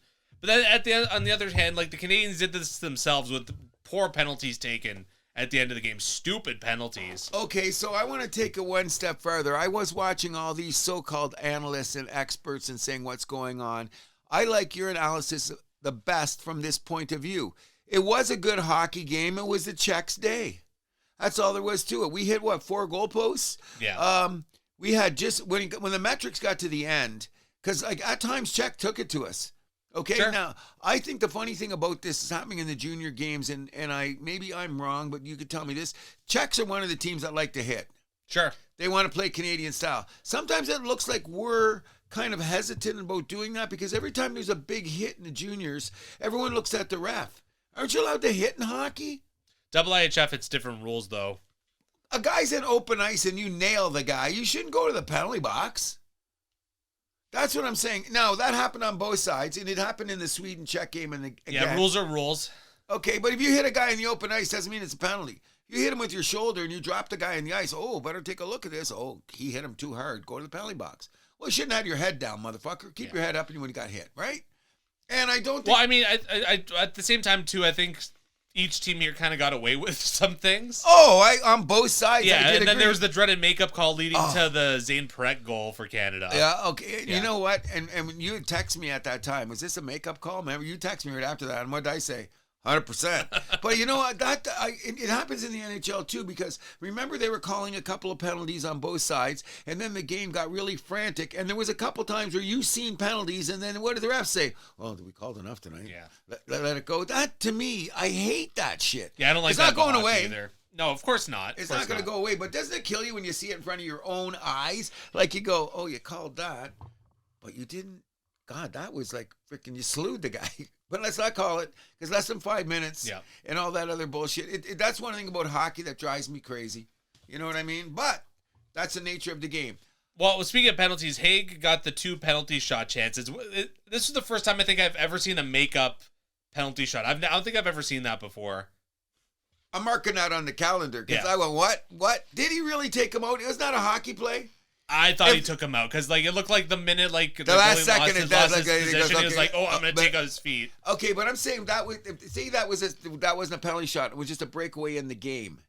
Do you think it would have been called that way too? I'm willing to bet that it wouldn't have been even called. They would have just said, "Oh, shit happened at the goalie net." I think that is a penalty shot by the book. But okay, because he was on a penalty shot and he did it. It was egregious. No. But even if it was a regular breakaway and the goalie did that, I think that's still grounds for a penalty shot. I'm wondering if it would have got called. I'm not saying that it's not a penalty. I think it would have. You think so? Yeah. Okay. I'm not sure. Well, the thing that pisses me off is Haig did the same move the second time as well. It's like, buddy, the goalie, what's his name? I wrote it down. He's going to play in the NHL. Orsolak. He stopped both. He's already been drafted too, hasn't he? I'm sure he has. Yeah, I forget who it is. It's an Anaheim or a West Coast team, I'm pretty sure. I'm just going to say this. What I love about the juniors, and I'm going to love about the Olympics, and we should stay like this, and we talked in production, and we said earlier in the day, isn't it great to be in Canada? And Sure. I like the fact that we're gold or nothing. I don't want to change that standard ever. Yeah. Okay, so I didn't watch the championship game. Does that make me a bit of a bitch? Maybe, because I love hockey, but I started to watch it and I went, I watched some of the bronze game, but a few more things left for the semifinals. So Canada Hague, got by the way, who's Hague a property of? I don't know. Montreal Canadiens, there we go. baby. Come to find another move for a penalty shot then. Yes. Canada got a couple late penalties that made things really difficult for them. McKenna and Michael Misa, two of our top players as well, no less. McKenna got a nice chance coming out of the penalty box, couldn't finish. Captain Marchand scored the tying goal with under 3 minutes left to go, but Polton scored the winner with under 90 seconds later. Reshny got that horrible goalie interference penalty. And that was all she wrote. Oh, wasn't it? Like that's what I'm saying now. Let's shout out, first of all, Czechs played a better game on that day. I think of a best-of-7 series. I think we'd beat them over 7 games, which would be very interesting. But the only thing that I've said about this tournament, which came out, and obviously you failed in this, is I said, watch out for the Swedes. From day one, I said, watch out for this Swedish team. They were just playing faster, playing with pace, and they were playing just tough enough. Because you know what happened is, the Swedes got out of the way because the Czechs took a couple penalties. I did notice along the way, trying to be a little bit rugged, and they took the penalties, so it took the steam out of some of their thing. But let's congratulate Sweden. It's their first. Yeah. So Sweden topped Finland 4-3 in the shootout of the semis. They go to the finals. They win gold 4-2 over Czechia. They were up 3-0, but the Czechs scored too late to make it a game. Though Stenberg scored the empty netter to seal the hardware. Sweden's third gold in the tournament, although Czech Wojtek Sihar was named the MVP, was the top non-Canadian scorer in the tournament. Great player. I think, is he draft eligible or is he already drafted? I thought he was drafted I think already. he's drafted too. So and then Zane Perek as well. So Canada, they won the bronze on Monday against Finland 6-3. I thought Finland took too long to pull the goalie. I don't know why they were waiting so long. You think it took him too long? Yeah. Then we would probably had an argument because you know what I say about that shit. Like, why are you waiting until like the last like minute and a half when you're down by like 2 goals? Like, you got nothing to lose. 2.5 minutes? 5. 4 or 5. You're a new school mofo, man. You certainly are. I want to give myself a chance to score the tie goal. I love hearing the arguments on all the games I watch when it's time to pull the goalies at which score. They're, like, everybody's got a different opinion on it. I'm with your guy Patrick Waugh on this one. Oh, he's Patrick's sick. He don't give a shit. And I like Patrick. Sometimes I go, I don't know, Patrick. It's worked a couple times. And then other times the puck bounces goes in the net. So I don't know. That's just a metric that whatever fills your boots, go ahead and do it. I guess that's how you look at it. One of the things I want to say, though, is this. When everyone times we lose like this and they go, we got to have a summit. What's wrong with it? Can they just cut it out? Let's put it this way, okay? Every team in this tournament had all their best players that were junior eligible show up, except for who? Canada. There you go. It's like, I mean, just imagine if we just threw Schaefer and Celebrini in the mix. Yeah, exactly. Well, not only that, but like people are, I think we're still so spoiled by the 5 in a row that we had in the late 2000s. We think like that's the norm, even though like that was unprecedented. That doesn't happen. We may never see that again in our lifetime. We probably won't. You know what I mean? So, that's what I'm saying. Gets back to my original premise. I like the fact that we go in, we're thinking gold or nothing. I don't want that standard to change. I'm very proud to be Canadian, and if that's one of our standards, let's not ever change that for the rest of my life, your kid's life. That's a great place to be in when you're talking about sports, which is everybody in the world has their entertainment value. We as Canadians are known like, don't look at already the Olympics. Who's the favorite? Of course we are. That's the way it should be. So congratulations to our juniors. We did bring home the bronze. The last 2 years, we didn't even have a medal. Yeah. So the fact, you know what I was worried about? I was worried about the letdown. Like, would they just go, it's a bronze. For the bronze game? But I think that Dale Hunter, with that kind of coach, he wouldn't let them have that thinking. No. And also, shout out Zane Perek, set the Canadian defense record for most points at the tournament, 13, passing Brian McCabe and Alex Pietrangelo. He was also named, along with Hague, to the Media All-Star team. Norway will be in the tournament next time around. Oh, by the way, shout out to the beautiful mosaics they were giving out to the players of the game. Wasn't it? Those were awesome. Yeah. Was that indigenous? Yes, it was. Yeah. Because Minnesota has that, the lake thing and all that. Yeah, it was pretty damn cool. What do you think of the guy in white carrying the camera at IHSF games on the ice level? Okay, well, at first I missed it till you brought it up, and then I realized what you were talking about, and I'm indifferent to it, really. You know what I'm saying? I think it looks goofy. To make them all white, yeah. Why don't we have the Michelin Man doing it? I don't know. It's just, it was odd to do. Like, does it really ruin, like, the immersion of the game if, like, he's dressed in black? Like, who cares? The referees have black pants on, don't they? I don't know. It's odd. It's odd. I think it... Not Gretzky's greatest idea, put it that way. Okay, there you go. The great one was a great idea. But I like for the... It ended up... Overthinking at its finest. 100%. Yeah. But it did give us some interesting shots during the game on replay. I don't mind the guy on the ice with the camera, but just like the fact that he's in all white, it's like, are we really doing this? Like, is that really necessary? The next step is, will he be on the ice for the next game? I don't know. Because you notice this was the juniors. This is a tryout thing. Do you think they'll do that in the playoffs in the NHL? Have a guy out there in white skating around with a camera? This is purely double IHF. Yeah, that's what I'm saying. They might have in the Olympics, though, right? When you think about it. Well, it's a double IHF run tournament, so it could be interesting. Yeah. Could be interesting. In any event, I'm very proud of the juniors. You know what I mean? I always want us to get a gold, but I'm glad we got the bronze. Big shout out to the guys who represented the country. Absolutely. Proud. And Dale Hunter, do you think he sounds... Did he ever spend like time in Quebec? Yeah, 10 minutes. I think he played for the Nordiques. Okay, because I don't know. No, well, I was wondering, like, growing up, because like he almost sounds like a little bit French the way he speaks. If you ever notice. That guy, when I think of Dale Hunter, I think of the lessons that my mother taught me. And one of the lessons was, if you got nothing good to say, shut up. Okay? Well, leave it at that then. You ever see Dale Hunter when he played? We did play for the Nordiques. You know what I mean? He was in some of them battles. Well, I was going to say some of his greatest hits, quote unquote, came from Washington. Some of his greatest hits. He's another one of those guys that you want. He could score too, because he scored 40 goals one year. I'm pretty sure I'm going to check up his numbers, but I think Dale Hunter scored 40 goals. He was a guy you wanted on your team because he was a 200-foot player. And you know what I mean? And he coaches the teams the way he made play. I was glad he was a coach. I think he won't be there next year, but I see him coaching again the junior team in the next few years. He will. Yep. Anything else to add? Nope. Good tourney. All right. We'll move this over to the NHL and our newest edition of the Power Rankings. And I'm not giving your Habs any credit, which is why they're number 5 on my Power Rankings. Oh, my God. Oh, my God. You got number 5? Yeah. Okay, then I had them at number 6 because I should have done it, but I was saying, Cruz, you're going to have a bias. Think about it. Okay, so I'll give you mine because it's probably going to be the same. Number 1, I still have Colorado. Minnesota has moved up to number 2. Same with me. Because Dallas has lost 6 in a row. So I've in my rankings, I suddenly have it realizing that I got to give Carolina more credit than I am. Carolina's actually off my top 5. They went off. They were off, but I'm putting them back on. I think so. Dallas actually won their last game. Yeah, but they lost the 6 previous. Was it their 6 previous? No. Yeah, they had a 6-game losing streak, but they did get 4 points out of it because it was 2 or 3 of them were in overtime losses. Oh, maybe that's why. Yeah. But they haven't had a regulation win in 6 games. That was the deal. So I'm going to have them at 4th, and my 5th was still Tampa Bay. So I got Montreal at 5. Wow. Tampa Bay at 4. Yeah. They've won 8 in a row now. Yes. Yeah. I got Dallas at 3. Minnesota at 2 and Colorado at 1. Carolina, who was number 4 last week, off my list.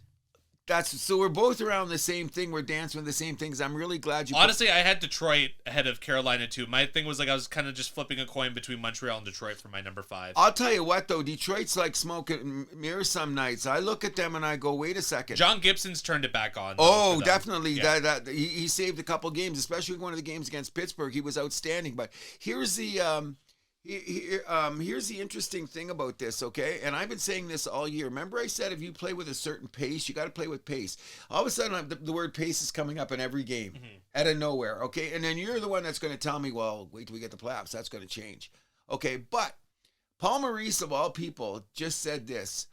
Montreal Canadiens, to him, are the most interesting team to play in the league right now because of their style of play. He says you got to look at it a little bit differently of how they defend. Oh, and one other thing about them is they're a little bit tougher now, so you just can't rough them up because they're going to rough back with you, but they don't get away from their skating lanes. He says you're consistent no matter what it is. Now, he also said this, sometimes Montreal gets a little screwed up in the neutral zone and they'll give up that goal and they're down 2-0, but their style of play leads them for those comebacks that they've made during the year, like a lot of the third period comebacks, because he was saying Montreal comes out and plays the same way from the first minute of the first period till they do the 60-minute mark, which is a credit to Martin St. Louis that we played that starter. You know what I mean?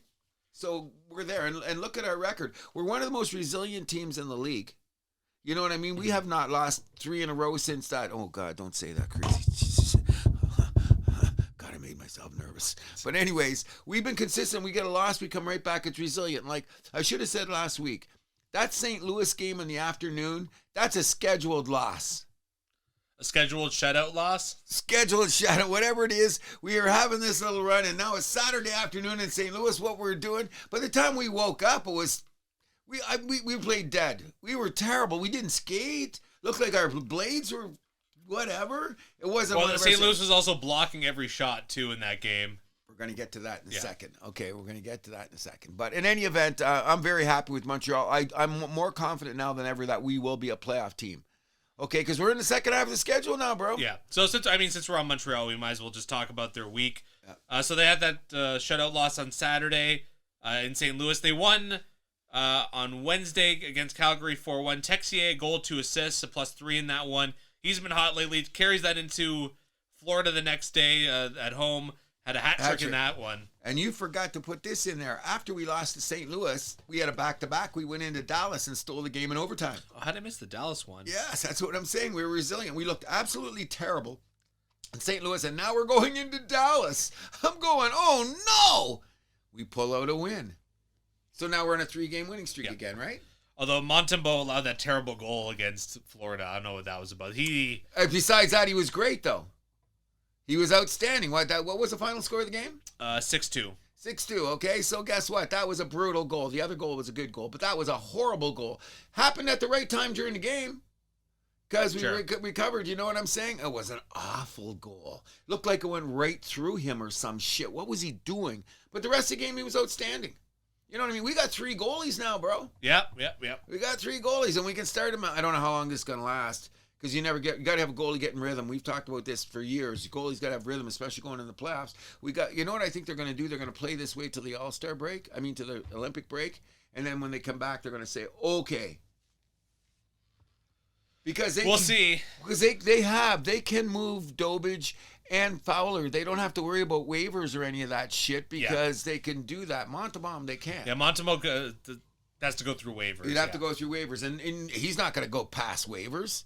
Someone who grab him in a second, right? But the thing about Montreal, too, and this is what I'm going to tell you all the time, is our lines are consistent. Look what they've done. They put that Texier guy on a line with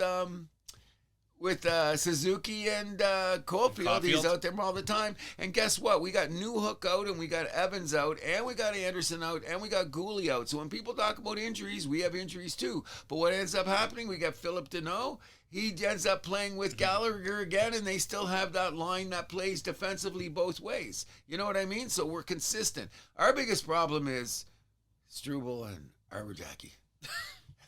What about, you want to bring up Slafkovsky? Slafkovsky, it's like, you know when you watch players, like they were like this? Okay, he's not Jack Hughes, but remember the first couple of years, what's Jack Hughes? He's got to learn the game. Jack Hughes learned the game and then became this Jack Hughes. I think Slafkovsky is turning into this power forward. He's got, 14 goals? Yeah. He's got 14 goals. You see him playing with physicality. You see him carrying the puck through in the center. And he's playing with what? 2 rookies. That's Demidov and Kapanen. And that line has been steady for the last 10 games. You go out there and you go this line, and this line. That's how you win. Something the Toronto Maple Leafs can learn something about. You know what I mean? Like a lot of teams, you got to keep your lines consistent. And that's why we are. And our defensive pairings are consistent. And a guy that I've slagged for years, even though Matheson's the St. Louis game, he was the old Matheson, okay? You know what I mean? The score could have been worse in that game. But he's playing some of the best hockey ever. Remember, we put him on our B team if there was a B team. So as a whole, Montreal is solid. You know what? You know what's going to even out too? we're going to play better at home. Our home record is not conducive to where it was last year, but I think they will bring it back. It was like, remember the Jays earlier in the year? Our home record was like, once we get our home record back in shape, we'll be all right. Okay. Montreal's like that too. Look at our away record is way better. We got one of the best road records in the league. But you usually have a better home record as time goes on. If you look at the standings here, Usually. Right? Usually. So I'm saying with that to balance out, Montreal at home, we should be in a driver's seat for a playoff spot. We will see. How many teams are in a driver's spot for a playoff spot, which is going to bring us next to the Toronto Maple Leaf report? Well, hold on. So Montreal's a week ahead. So they got Detroit tonight. They got Vancouver Monday. They go into Washington on Tuesday, into Buffalo Thursday, and then next Saturday you're in Ottawa. Yeah, for the Canada Day, right? Those are all tough games. Oh, Hockey Day in Canada. Yeah, Hockey Day in Canada, yeah. Those are all tough games. We're going on the road to Washington and on the road to Buffalo. Yep. Ooh, that could be, even though Washington's played a little weird lately, I just think it's their, that time of the season where things go weird on you. Sure. Because I still think they're a good team. They're in my top 10. Easily in my top 10. So, onto the Leafs report. So, on Saturday, Matthews scores goals, 420 and 421, passing Matt Sundin for the most goals in Toronto Maple Leafs history, although the Leafs fell 4-3 in overtime at the New York Islanders. Schaefer coming up big for the Isles with 2 goals in that one. How do you think my boy Schaefer should not be on the Olympic team? Okay, we won't talk about it. It's a tough team to crack. He should be playing on it, bro. Come on. You've seen him. Like I told you, I've seen him about 10 games. He looks like that every game. Like, how could we not put him on the team? It's okay, 4 years from now. But anyway, let's get back to the Toronto Maple Leafs. What do you think of their prospects now for the playoffs? 6 games in a row they've won at home. We were saying you got to win at home at first if you're going to go anywhere. So that's 6 wins in a row at home. Give them credit. I'm just praying that the team starts to get a little bit healthier because Nylander's still out. Tanev. What's going on with him? You know what? We've said it how many times now. You do not realize how valuable a guy like Tanev is until he is gone. Like, what? Not us. Okay, but that's what I'm saying. Like, now that he's not there, you just notice it, like, the last 2 minutes of the game, killing a penalty, getting the puck out of your zone, all those basic shit that you take for granted. Take him out of the lineup, but they've taken the leash off Riley. Riley's played the best last 2-3 games. Riley's looked the best he's looked all season. So just let him play like that. Why alter his game? I don't know. Doesn't this look like Riley from the Sheldon Keefe days? Sure. Well, even Riley last year, this wasn't an issue. No kidding, but it seems to be now. And I say let him be a freelancer. Let him go. You need that guy to play like that. Who else on the team? Your waiver pickup, this Stetzer guy. Stetzer. This has been that's a revelation for you know. guys. What if you didn't have him? What kind of trouble will you be in? Okay, what are we going to do? Well, we're going to pull this guy off the waivers, and he's going to solidify our defense. If I said that to you a couple of minutes, I don't think that was the plan. No, that's why I'm being kind of facetious about this, okay? Let's just pull a guy off waivers and he's going to steady our defense and we'll be just fine. It's just weird how shit like that happens for players. You know what I mean? It's just very weird. And he's solid out there. And you know what? He's got a little grit to him. Oh, yeah. He's got a little bit of grit to him and he's out there. So the thing is about the Toronto Maple Leafs for me, and I'm going to blow my own horn on this, one of the best players in the last 10 days in the Toronto Maple Leafs is who? Who are we going to go with? Robertson! Come on, bro! I don't know if I'd go that far. You just don't like the guy. You're like Berube. I think he's fine.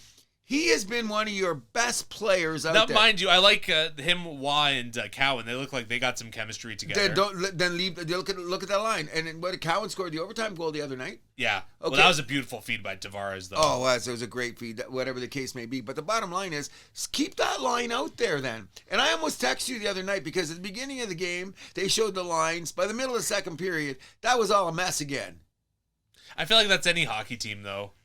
I see a lot of teams. I've been really watch games now. Okay, if the score gets weird or they're looking for a jump, something might change for a minute. Okay, like I don't know why, but for 2 shifts, suddenly Slavkowski went out there with Caulfield and Suzuki for about 2 shifts. Okay, and I go, that's weird. Why are they doing that? Was the other guy tying his skate? Wasn't ready? Then all of a sudden you look, it's back to where it was. So I can see you get that little momentum change sometimes. Steady lines, bro. And you guys don't I get that, but like really it's more about pairs in the NHL.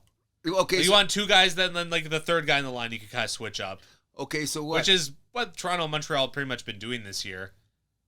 Okay, but I say that our lines have been pretty steadier. I've been saying the Islanders' lines are steady when I watch them. Dallas, those lines are steady. What I'm getting at is, okay, so who is Matthews' partner now? Nice. Just in the last couple games. He's suddenly back there. But what has that line been for when on that little bit winning streak, the 3 games before? The line was McMahon, Domi, and Matthews. Matthews had all those goals with that line. So do you keep it? No, because I think that Nye should always play with Matthews. Yeah, I agree. You know what I mean? Just leave it like that. But you know, it'd be really good if they put Robertson on that line with them. Let's see what's going to happen. No. Listen, Robertson goes to the net. What's he like for his 9 minutes a game he plays? Okay, he got up to 12 minutes the other day. Oh my God, he's one of the top guys. Shots on goal. How about goals? His percentage is okay for the amount of time that he plays. What's he got? 9 goals? Yeah, something like that. He should have 15. But he don't. He might get 20 by the end of the year if his ice time increases. I don't think so. I just like the guy. Color me skeptical. I know you do. There's nothing. Every time I bring the guy Robertson's up, fine. Okay. Is he a top 6 player? Not really. Oh, my God. He's more of a third liner. Then he's one of the best third liners in the league. You look at what the Leafs do some nights this season. Why they send him to the press box, I don't know. They haven't sent him to the press box this year. Earlier they did. Okay, like for 2 games. They should send him that Jamrock guy. What's he doing on Yarncroc has been singing in the press box. Good, leave him there. Okay, then. What are we arguing but you know about? what the other thing? Michelli was in the press box again, wasn't he? No, he's been playing last few games. Good, yeah, so they haven't put him there. That guy. He's looked great ever since Sullivan's taken over as assistant coach. Something's gone on where they put a fire under his ass because he was missing all those games. He's playing with fire right now. I mean, like he's playing with. He didn't look like that the first 20 games of the year. No. So that's kind of weird. Is that the adjusting to Toronto thing that I always say? Maybe he just wasn't a Mark Savard guy. Isn't it weird that they get rid of Savard now in the last 10 games? They're what, top 3 power play in the league? Top 2. Is it top 2? Whatever it is in the last 10 games. Since he's been fired, they're like suddenly zoomed up the charts in the hockey. Sports is so weird like that, eh? So one coach goes in. Wow. So we talked about the Islanders game. So going into Tuesday, Marchand said the Leafs fans ran Marner out of town, said Leafs are worse without Marner. I don't know why Marchand would say that before the game. You're just poking the bear. What do you think he does? Well, it cost your team a win. That's good. And last time, and then remember last time he's opened his mouth?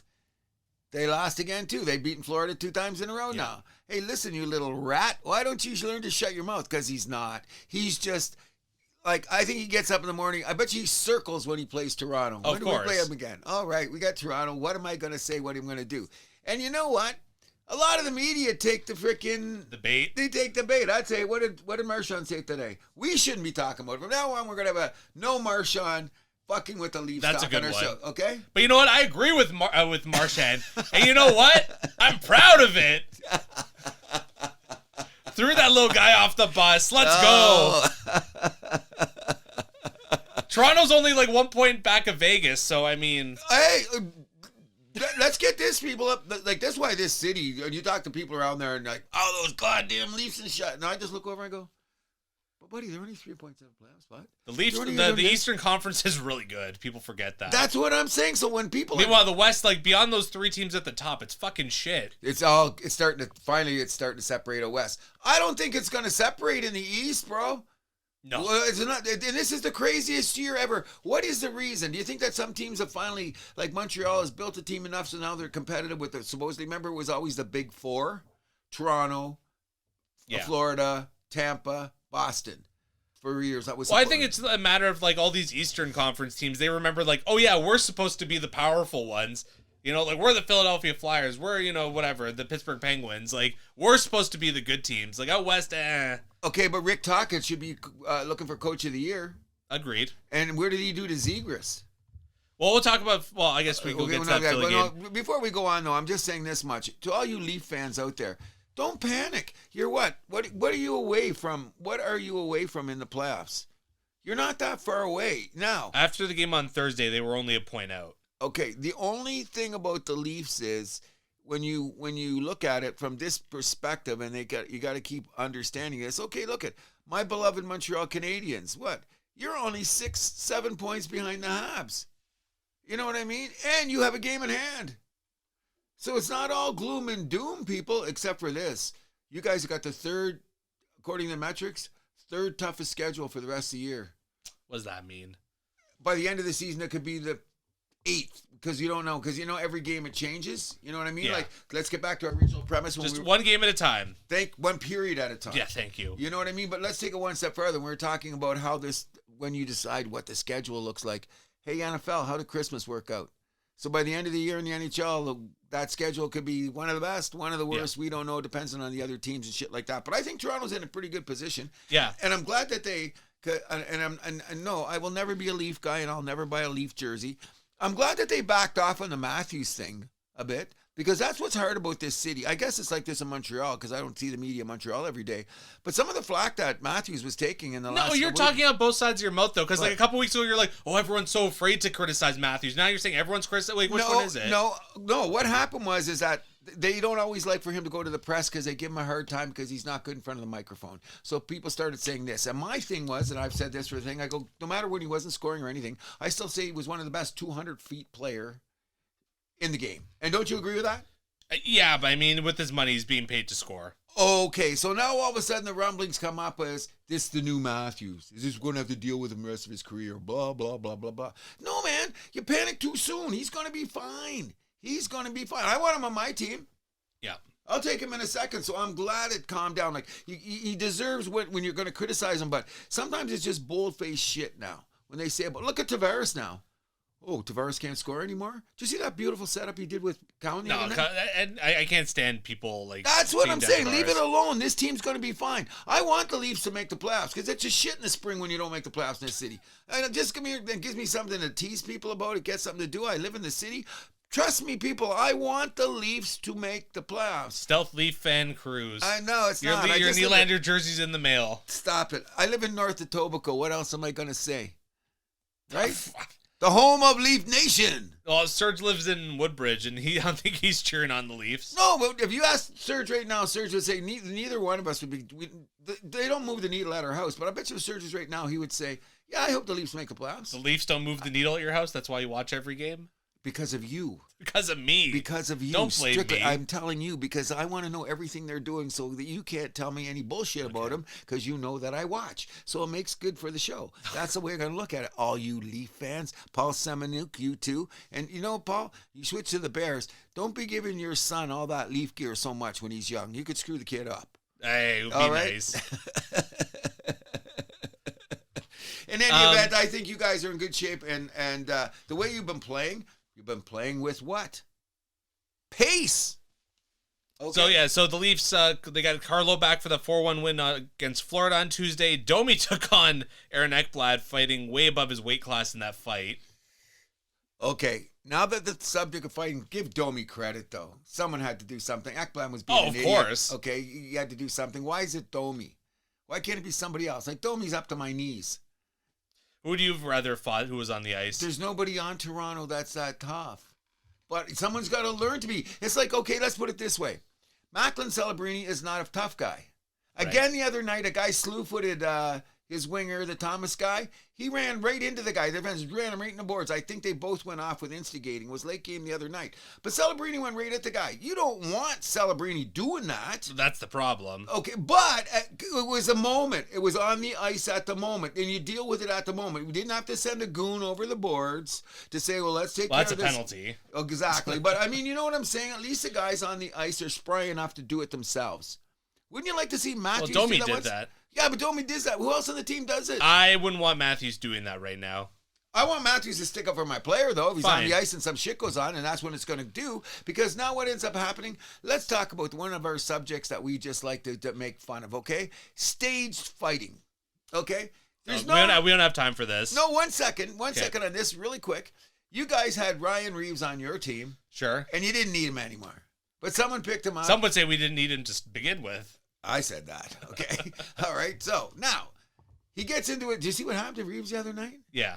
He got stone cold knocked out. You know what? Live by the sword, you die by the sword. But what they have to do, they had a WWE it to get it all going. That's bullshit. You know it is, bro. Did you feel bad when he got knocked out? I didn't even know he got knocked out. So. Oh yeah, when they were getting him up, he had spaghetti legs. Who was he fighting? What's his name? That freaking big goon. What's his name? One of the biggest guys in the league. What team? Was it not San Jose? Oh, he plays for San Jose. Whatever game it is. I should just check it right here. He got plowed. Which shouldn't matter. The other thing I want to talk about really quickly. Well, we're on the Leaf report still. Okay, but that's why you glad that Ryan Reeves should be gone. You don't need the guy. I don't think any Leaf fan cried when he left. That's a good thing. Now, can I ask you this question? What's the deal with Stolarz? I don't know. He's injured. Am I a doctor? Why are you asking me? I think that if he doesn't come back for the rest of the season, you guys are fine. I'm going to stick with that. I mean, I wouldn't be happy if he doesn't come back, but I don't think you need him.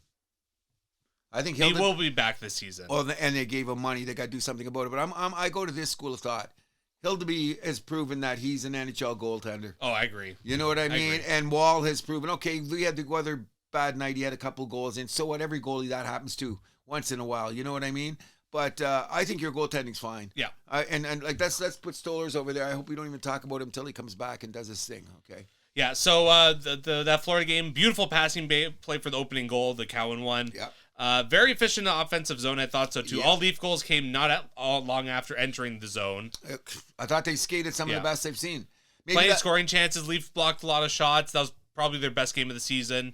Nice goal and an assist. Bad break for Wall in that lone goal, but other than that, I thought he was great. Me too. I thought they were just fine. Now, can I just say this really quickly because I'm gonna because we're getting a little long in the tooth on this. Can I just say one thing? You know what I want to change? I'm going to go Don Cherry on this shit for a minute. You know what I mean? You know how much I bitch about shot attempts, shots on goal, and all this shit?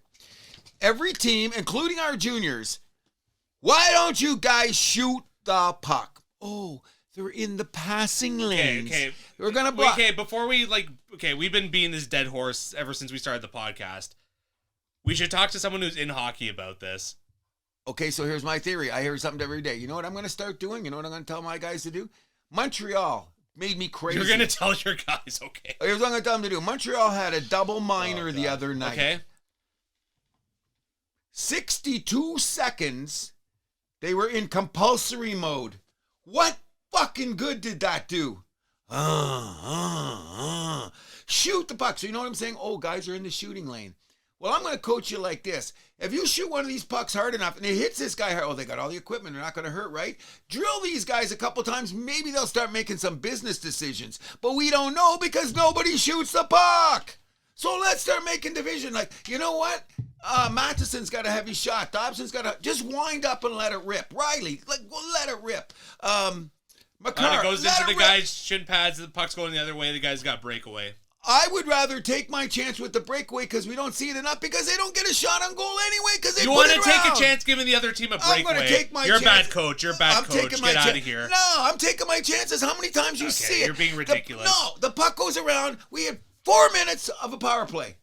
We got 2 shots on goal, and for 62 seconds, all we did was go. Every team does it. You know what I'm going to say? Okay, can I do this then? You get 5 passes and you got to shoot. Okay. Do something. It drives me freaking crazy. Oh, what if they block it and goes the other way? You got an extra man. Learn how to hustle. Work harder. Shoot the goddamn puck. It's getting ridiculous. Every team, every league. Because it's about analytics. Well, it's about possession. Well, you know what? When you're in the power play and then the first 32 minutes and the first 62 seconds is you're learning how to pass to each other, what fucking good is a power play? You're wasting my time. Shoot the puck. If it hits a guy, it bounces off, and maybe you catch him in the shoulder, so the next time he winds up, the guy goes, maybe I should get out of the way. That's what I'm saying. Okay. I'm ridiculous. Cruz support's hurting the other team. If you get in the way of the shot, you get in the way of the shot. And if you know what, if you're hurt, go to the infirmary. I don't give a shit. I'm sick of it. I'm totally sick. And the other night, Montreal was... You're sick of it, but you're going to come back and watch the next game, so you're not sick of it.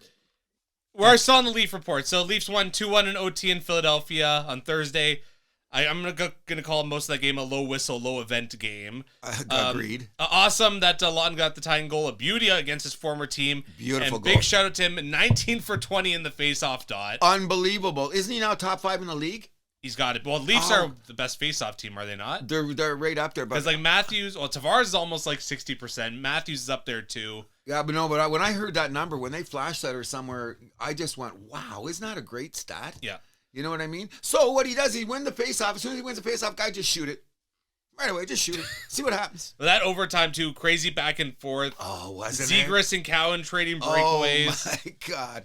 That's why, you know what? Let's have that overtime. Let's champion this. 7 minutes then. Instead of 5. It'll happen. It's got to, right? Yeah.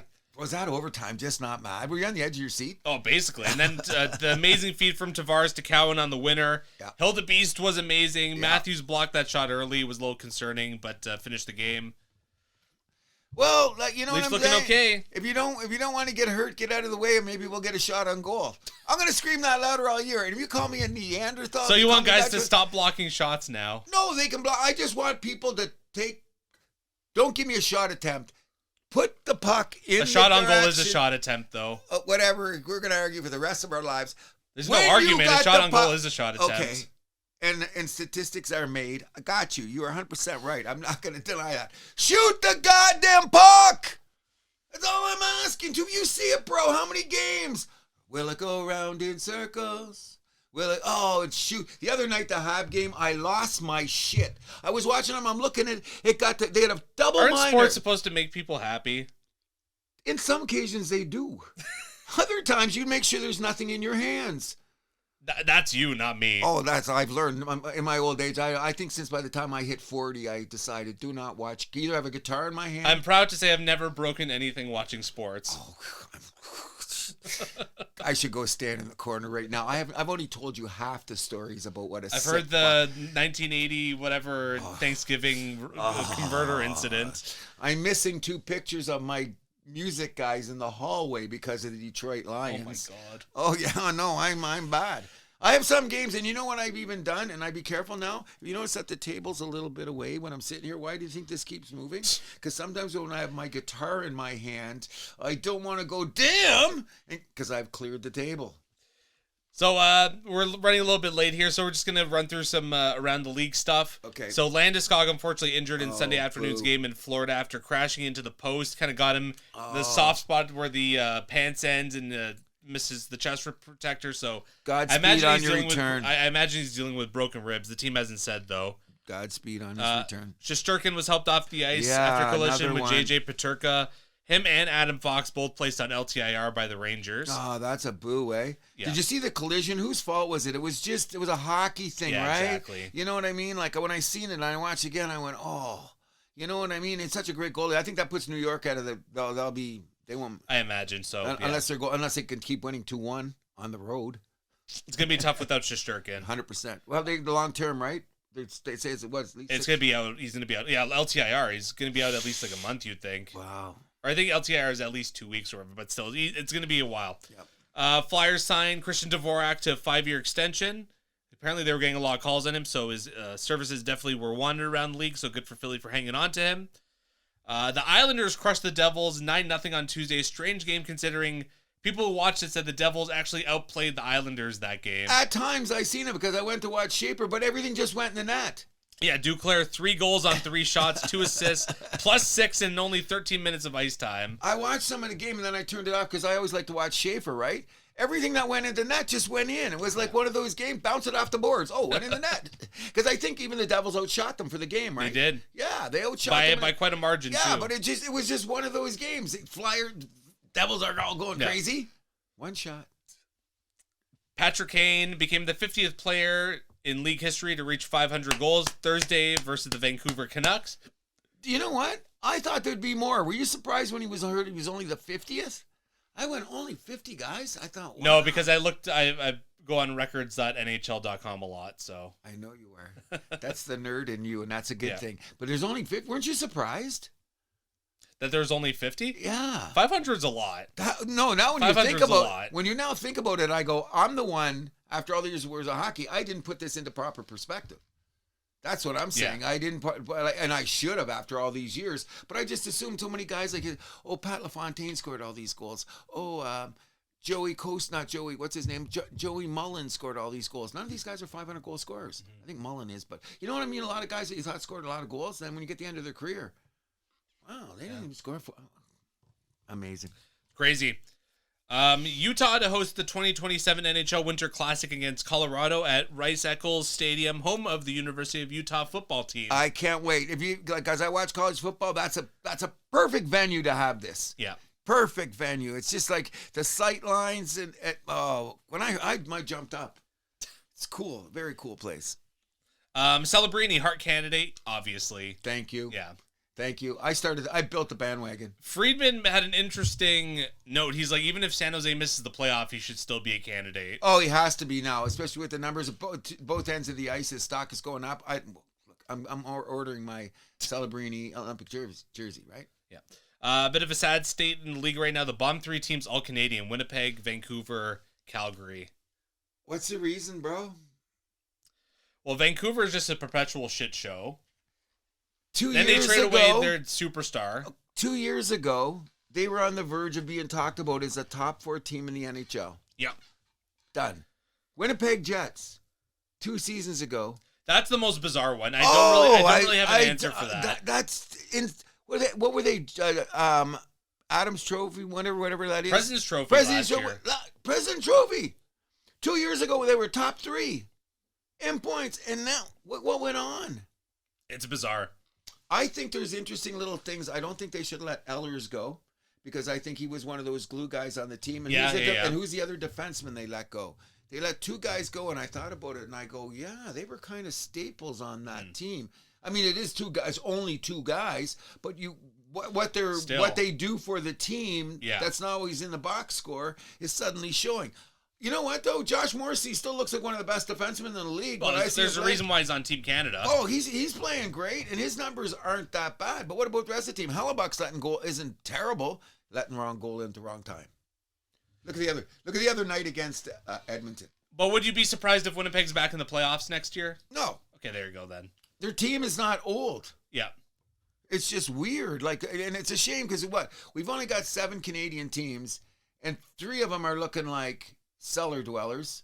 Well, and there's a 4th one too with issues that we're going to get to in a second as well. Okay. So the Ottawa Senators, an interesting week to say the least. Allmark is off the roster. Okay.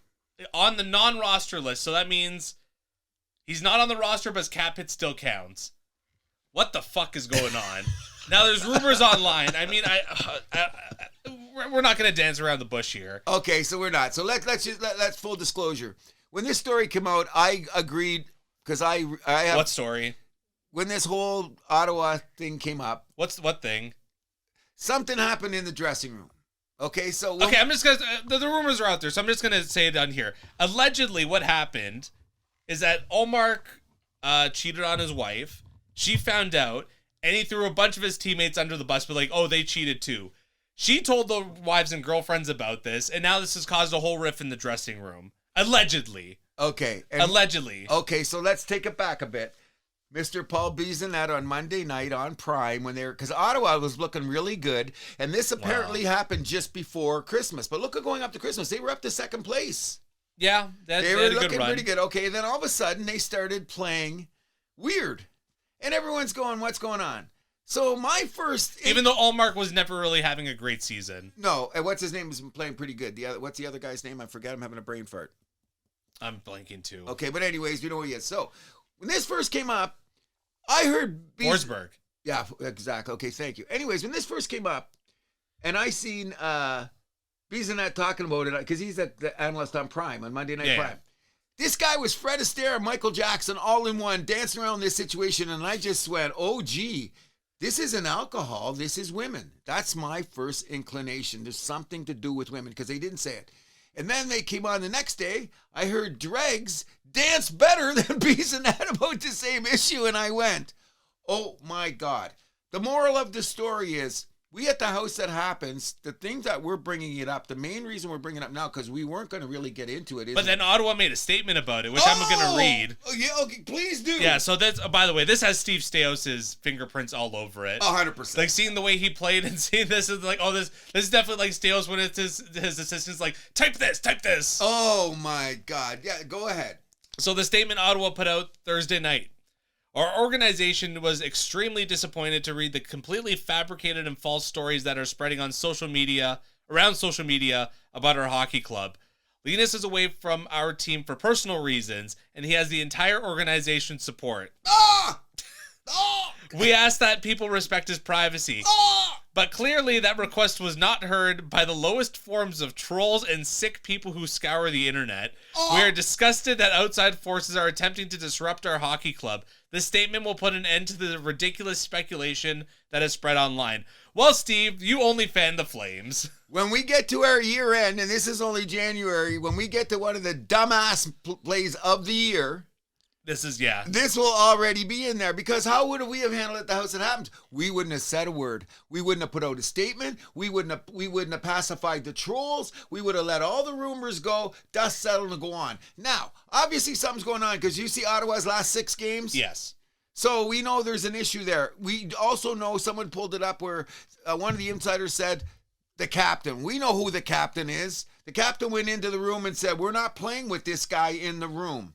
Another rumor is 2 or 3 players are now single. Huh. And we'll leave that alone. Okay, exactly. Because you know what? We don't want to go there, because in this respect, just because everybody's wrong, or just because Allmark is an idiot, or whatever the case may be, we're not going to condone any of the wrongs. Right. You know what I mean? Let's get to that. I don't want to condone any of the wrongs, but I'll tell you this much. Of course not. I don't want this guy in my dressing room. Sure. But Cruz, that means you're condoning. No. You hear it in any sport. What's the most sacred thing in sport? You talk to a baseball player, football player, basketball. What's the most sacred thing in sports? The locker room. You need to be a tight-knit group. The locker room. You cannot. I think Ottawa's done for the year. How are they going to recover? How are they going to recover from this? I have no idea. Look at their last couple games. They're not losing. They're getting their asses kicked. What's the score? 8-1, 6-2, 5-0. Yeah, just disaster. I don't feel sorry for him, because that's one less team that Montreal's got to worry about. There you go. That's how I'm going to put it in my contract. But anyways, anyone that hear about this, please give us your 2 cents. Because I was out last night, and we just threw it as a staple, a bunch of hockey guys about what they thought about it. And there's a lot of interesting viewpoints about something like this. The point is that it's too bad, because I watch hockey for hockey, not for salacious TMZ kind of bullshit. Yeah. Takes away from the game. Good news, though. High chance Alex Barkov, changing subjects, comes back this season. I heard that. That's very good. And Mr. Matthew Tkachuk is supposed to be playing next week, isn't he? I would imagine so. That's the word around the campfire. Because he wants Olympics, so. Yeah, well, he told, I got to get in shape for the Olympics. Yeah, exactly. Screw you, Panthers. Panthers, you're second right now. So I know before the show you said you wanted to have a rant. Did you have that rant already? That's what I was talking about. My rant about shoot the puck. Guy, get out of the way next time. Shoot one at his head. All right. I'm serious. Just shoot. That's not cool. Shoot at his head. Well, I'm not saying that, but if I was out there and that puck went out, I want to go Al McGinnis days. You know what happened when Al McGinnis would rise his stick up? Birds would leave. Crowds would get out of the way. Why? Because Al McGinnis was going to let that shot rip. I want more of that. Now, I've seen the plays where Al McGinnis took the shot, bounced off the guy's knee, guy came out of the penalty box and scored. Cruz, you're a bad coach. Look what happened, because McGinnis should have had possession of the puck. How often does that happen? Percentages tell me I don't care. I'm shooting the puck. All right. So onto our Saturday night picks. So last week you beat me 6-3. I had a horrible week. I should have had more. We'll try and be better this week. So first up, New York Rangers at the Boston Bruins. I'm on the Rangers on the road. No, Boston. Boston at home. Calgary at Pittsburgh. I'm all over Pittsburgh. What happened to Calgary? They run a nice little run. Yeah, they went around, and then now they're back to shit again. What did they lost? They're what? They're 3 in a row now. They've lost. Yeah, they've lost a bunch lately. Because they were okay. You're on the Penguins. Oh, now they're 5-5 in the last 10. Lost 4 in a row. Yeah, there you go. You're on the Penguins. Yeah. Columbus at Colorado. I'm on Colorado at home. You know what I mean? That's like betting against Jesus. I ain't doing that. This one might be betting against Jesus for you too. Dallas at San Jose. I'm on the Sharks at home. I just got a feeling that Dallas is going to right the ship. Okay. Anaheim at Buffalo. I'm on Buffalo at home. The suddenly surging Sabres. Unbelievable. And they're in a playoff spot now too, aren't they? Yes, they are. Comfortably right now. Well, not comfortably, but they're there. They're there. They're there, definitely. No, they're not. They're outside. Are they in. now? Yeah, just are because Pittsburgh's there, and Pittsburgh's fighting for their life too. True. Okay. Vancouver at Toronto. Toronto tends to win against Vancouver at home. I'm on the Leafs. All day. Saturday night here. Yes, sir. Detroit at Montreal. Oh. Battle the two teams that were battling for number 5 on my power rankings. I'm on the Habs at home. I'm definitely on Habs at home, just because. Florida at Ottawa. We talked about how much of a disaster Ottawa is. Give me the Panthers.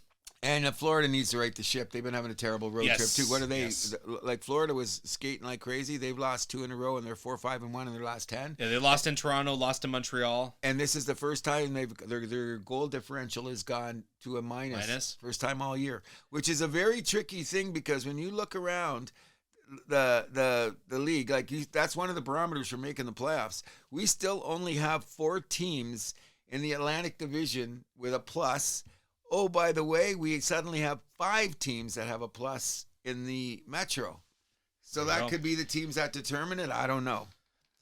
Tampa Bay at Philadelphia. I'm on Tampa Bay on the road. Philly, is that an afternoon game? Evening. I'm taking Philly. Seattle at Carolina. Give me Carolina at home. Carolina's surging. That kid goalie's doing it for him, right? What's his name? Busey? Yeah. Darren Busey. That guy's been a revelation, eh? Did you see his numbers? Oh, he's been great. You know what I mean? I remember we said, what's Carolina's problem? Goaltending. Bingo! They're serious. They're a serious freaking team. Chicago at Nashville. Give me Nashville at home. Yep. Okay, I'll take Nashville too. Even though Bedard's back, but that's good. No, he'll take him a game or two. Is he back tonight? He came back last game. Great. Yeah. Excellent. Good to hear. Islanders at Minnesota. Give me the Minnesota Wild at home. Oh, yeah. What is their home record, by the way? Have you seen their home record? 13-4-5. Colorado's got a pretty gaudy home record too. They just got a ridiculous record too, eh? LA at Edmonton. Give me the Oilers at home. All day, and I'm expecting a hat trick tonight from Jesus. Yep, I can see that coming. And lastly, St. Louis at Vegas. Give me the Golden Knights at home. Yes, and they're in trouble too, aren't they? Playing weird. Yes, they are. Very, very weird. I can't figure them out, and they're still first place tie in their division. With 2 games in hand over Edmonton. They've won the last 2, but let's talk about this, okay? Goal differential, Edmonton and Vegas. 1. It's weird. That's the NHL this year. That's the NHL, just the way that we like it. All right, best of luck to you on your picks, and we'll move too. us over to soccer. Okay, go ahead. Manchester City got Bournemouth star Antoine Semenyo for 65 million euros transfer. 9 goals with 19 EPL games this season for Bournemouth. They actually scored in his debut today for Man City. Chelsea hires Liam. Okay, wait. How much of that money does that go in that guy's pocket? None. That's just what the team paid to get him. His salary's renegotiated once you're traded. So they just had to pay $65 million for this motherfucker. That's It's the rights. Yeah. I'm so amateur in soccer. I just realized that the other day when I said, "Oh, that guy's getting $65 million." No, the team gets 65 mil. Yeah. Oh God.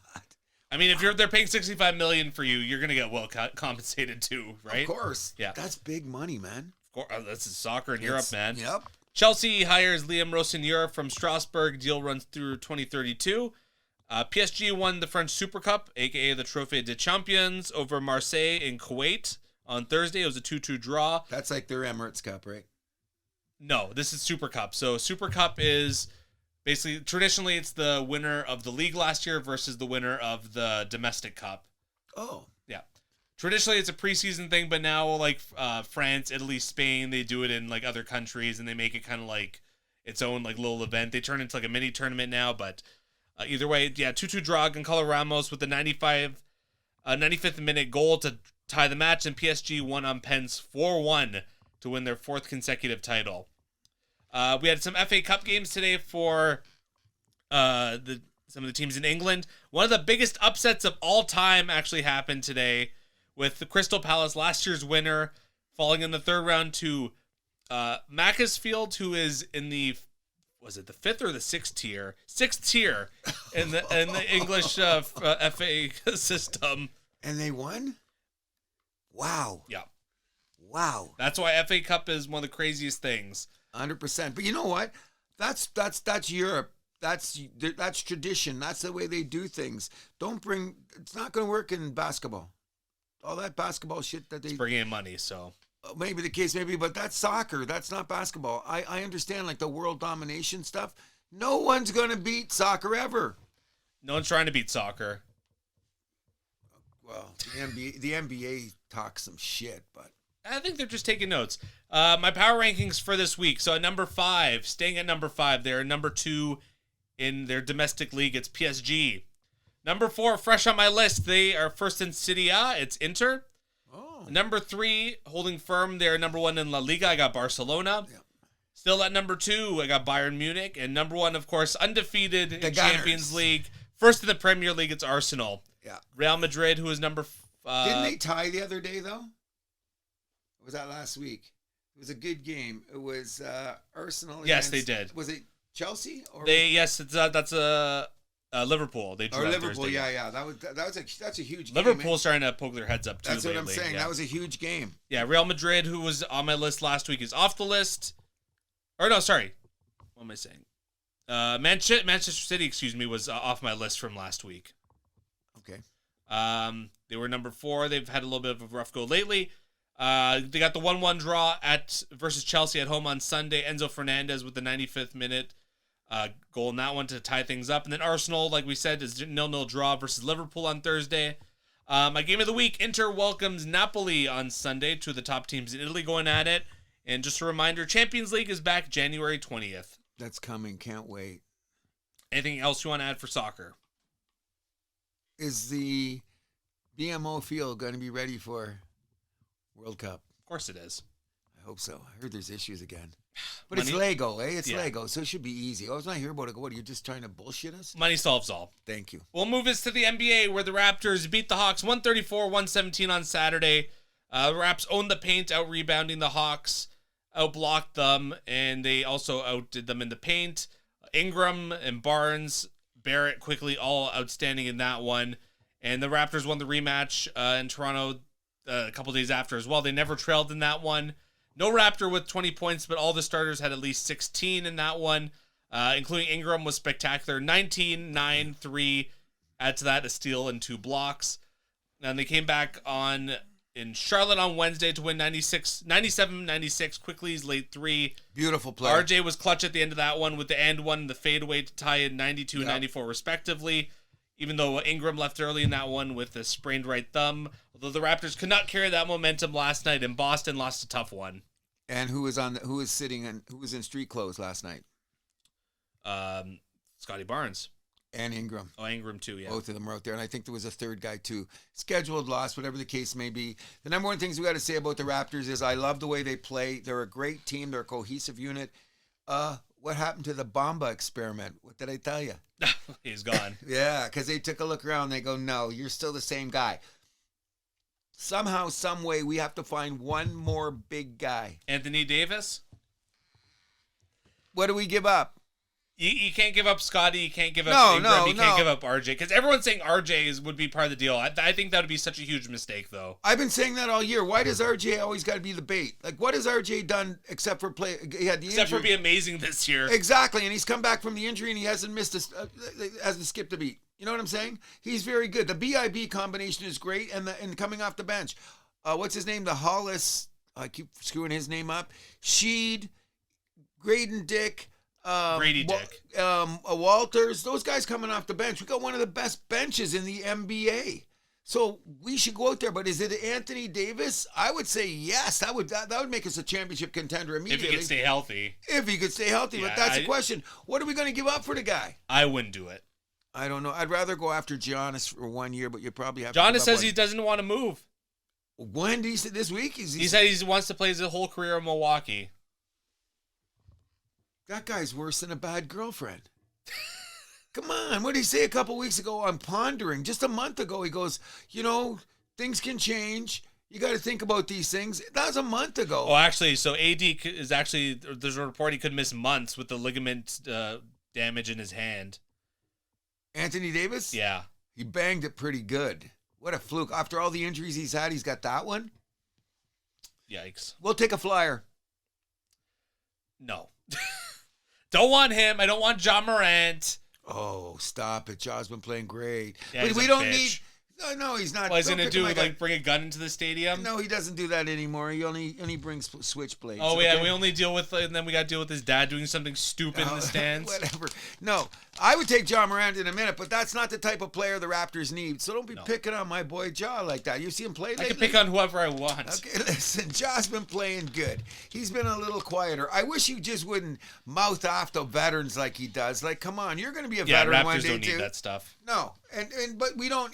Any way you're going to look at it, we don't need that style of player. No. We've got enough John Morant style guys. We need a big guy that can bang the boards. I'm starting to say, let's look around the league for teams that have issues like, can we steal that guy from Utah? Where's Utah? They're all over the board. Can they make the playoffs? I forget his name, but there's a big guy in Utah that's sitting there. You know what I mean? Oh, what's his name? Oh, I'll look it up for the next show because we're not going to spend a lot of time on basketball. The great thing about basketball then lately is, though, the games have tightened up. I went to, as I told you, I was going to do this comparison about, because the NHL games have been more entertaining than NBA games. Oh, guess what happened this week? Things kind of switched. Look at the end of the Raptor game. There was 2 overtime games. There was a battle. Lakers and Memphis went toe-to-toe. And so when I got to come up with my whole theory, then I had to look at the NHL game, 6-1, 8-1, 7-2. It's just a weird anomaly that I've been saying this all year. And the week I decide that I'm going to do the comparisons, I went, Cruz, we'll save that for another time. It's not working out this week. But that's better to say because it's the quality of play that you want anyway. And I was getting sick of all those games being so shitty. And lately it's going to be there. The interesting thing this is around the time when the NBA tightens up. Well, they'll say, no, then it's going to have that little slump after the All-Star break. They're racing the All-Star break, a little slump here. Sure. The great thing about it, though, is let's go from the Western Conference for 1 second. I love this. Hold on. I just want to do a look ahead for the Raptors. Okay. So they got a doubleheader Sunday, Monday versus Philly, in Indiana on Wednesday, and then versus the Clippers on Friday. But the back-to-back to Philly's huge. Yeah. Both of them in Toronto, though. That's a good thing. But because we have issues with... See, that could be a huge swing. 23-16, they're 21-15. We have a huge freaking problem with Philadelphia because we got no one to defend Embiid. Is Embiid going to play both games? He'll play one of them for sure. You know what I mean? He's doing back-to-backs now, isn't he? So we might not have... Is RJ going to be doing back-to-back? Because he hasn't been doing back-to-back yet. So that's another interesting that we got to deal with. And not only that, I think that Scotty's going to be back, but it looks like Ingram might miss the extra game because of his hand. So we really don't know. I just love the way the Raptors play. And when they won with that 1.4 second the other night, what makes them a team is, did you think it was going to be Quickly that was going to take the shot? I mean, the Raptors are the team where whoever has the best shot's going to take it. That's what I love. Yeah. But a lot of teams you already say, because look, they were already they were looking at Ingram, and they had Scotty double covered, and they had the lane closed. Quickly steps out of there, but I think Quickly had to make the shot too. Yeah, he did. Okay, so that's what I give him huge credit. That's why I say I love the chemistry of this team, because there's no ego on who's going to take that shot. Let's drop a play, hope you hit the open look. You know what I mean? Yeah. And it works. So it was great. So I'm going to be very happy about the Raptors. Just get us a big man. I'm not sure. Maybe by the next show, I'll scour the league and say, let's go after these guys. Because you know what? The trade deadline is a month away. Yeah, it's coming up. It's coming up. Well, less than a month. Noise has already started. I mean, Atlanta traded Trae Young to Washington for C.J. McCollum and Corey Kispert. And you know what? They couldn't wait for the door to hit Trae Young in the ass when he was leaving.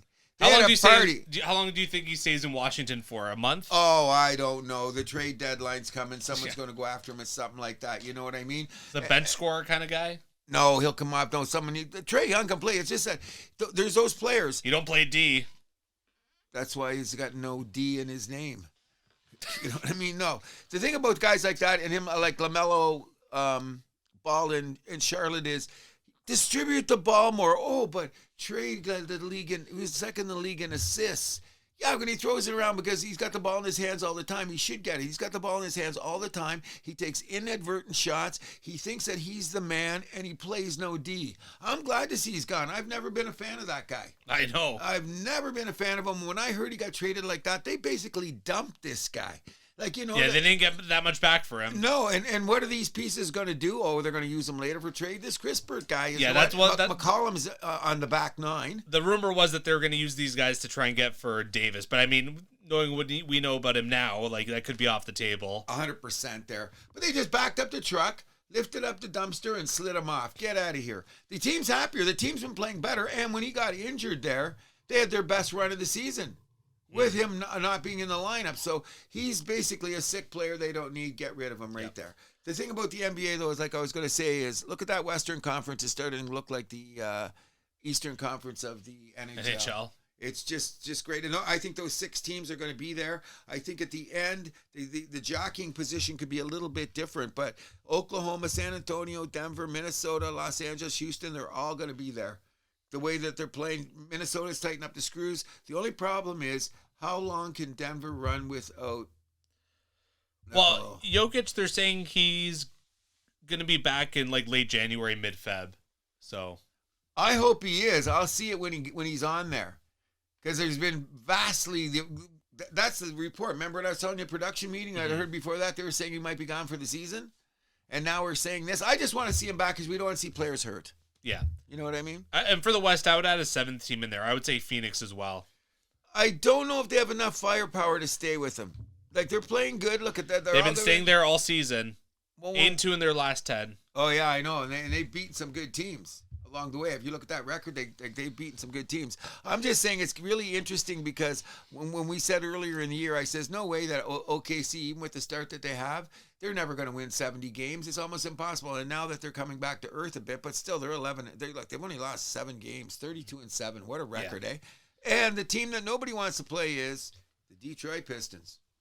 Still first in the East, although I think I'd still rather play them than Boston. What? I think I'd still rather play them than Boston. No, Boston's got nobody on their team. They're coming along nicely, but I think in the playoffs, their schedule right now is very advantageous. They went through a whole slew of teams that were junk, and they beat them all. So that's pretty good. But look, give Boston credit. Without Tatum, look where they're at. Sure. You know what I mean? Which tells you what's wrong with their New York Knicks. What are you doing? Philadelphia, what are you doing? Cleveland, what are you doing? Cleveland's the big surprise. Huge, because I thought they would be up there, and they're not. So we're gonna wait to see. I think that just before the All-Star break, we'll do our predictions. Yeah.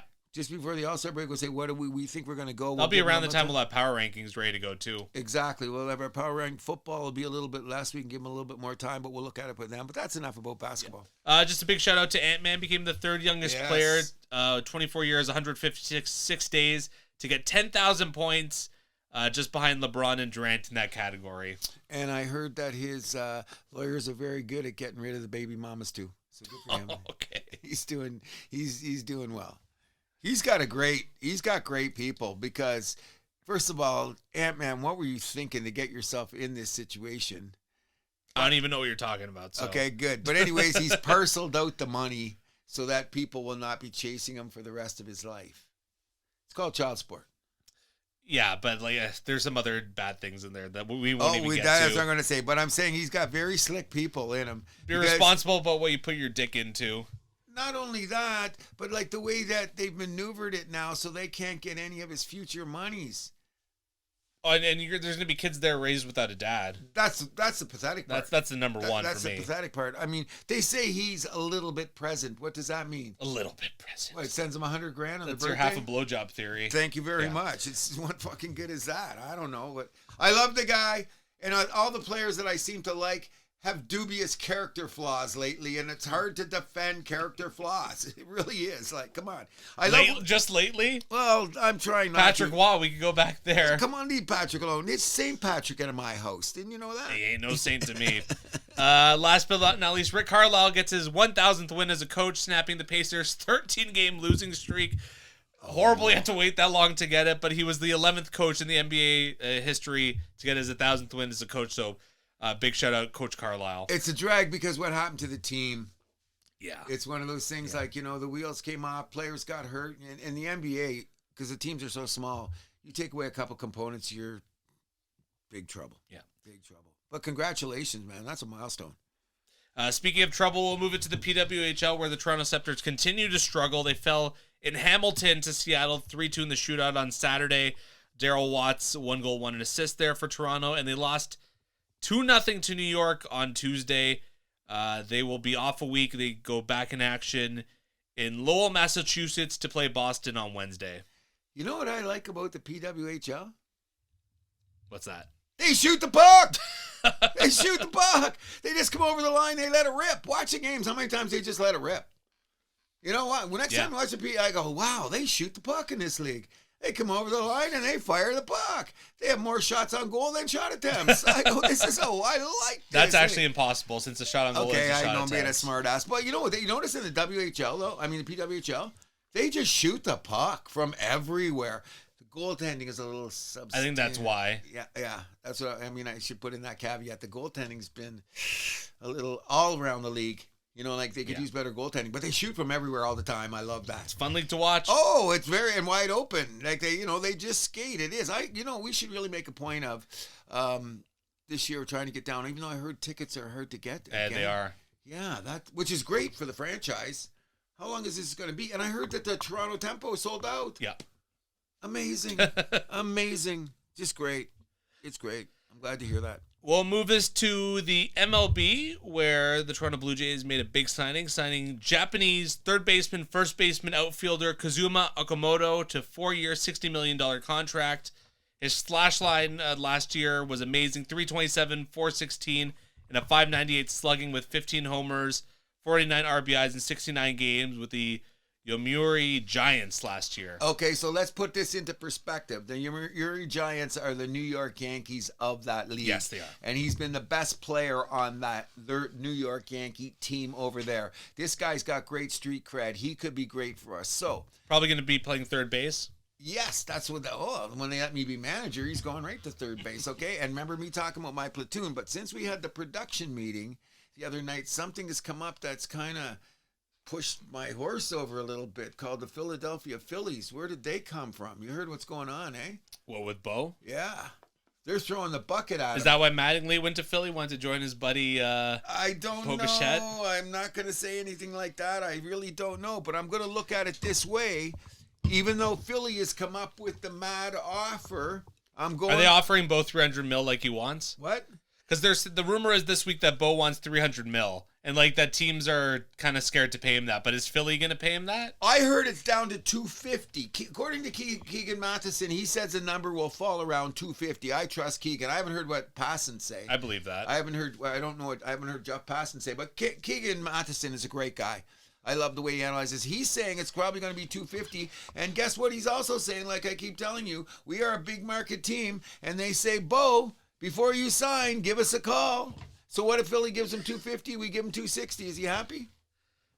Sorry, you're going to have to repeat that. Stanley jumped on me. Again, as usual, I wish you could see this, boy. Stanley has to give freaking Andrew some love every day. Radica, you got to see this.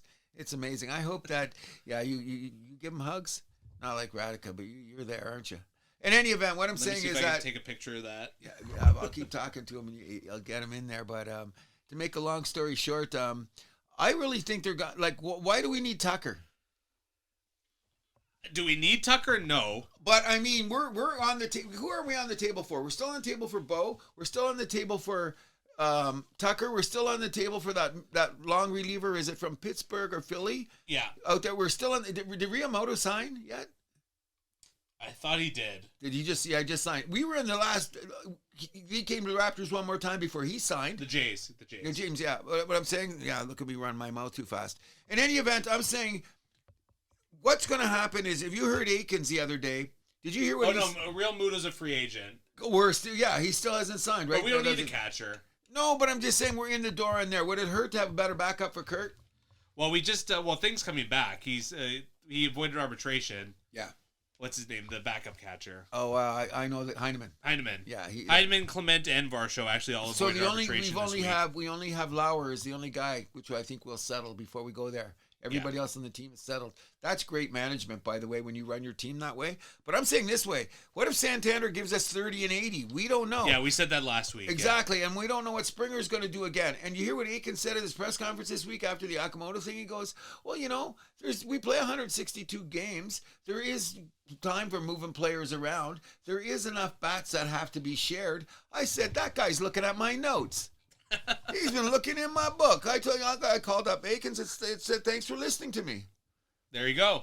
Well, that's the way how they won last year. Why do it again? I just love the fact, I'm going to say it every week, I'm looking forward to this baseball season because when have we had an off season like this? Ever.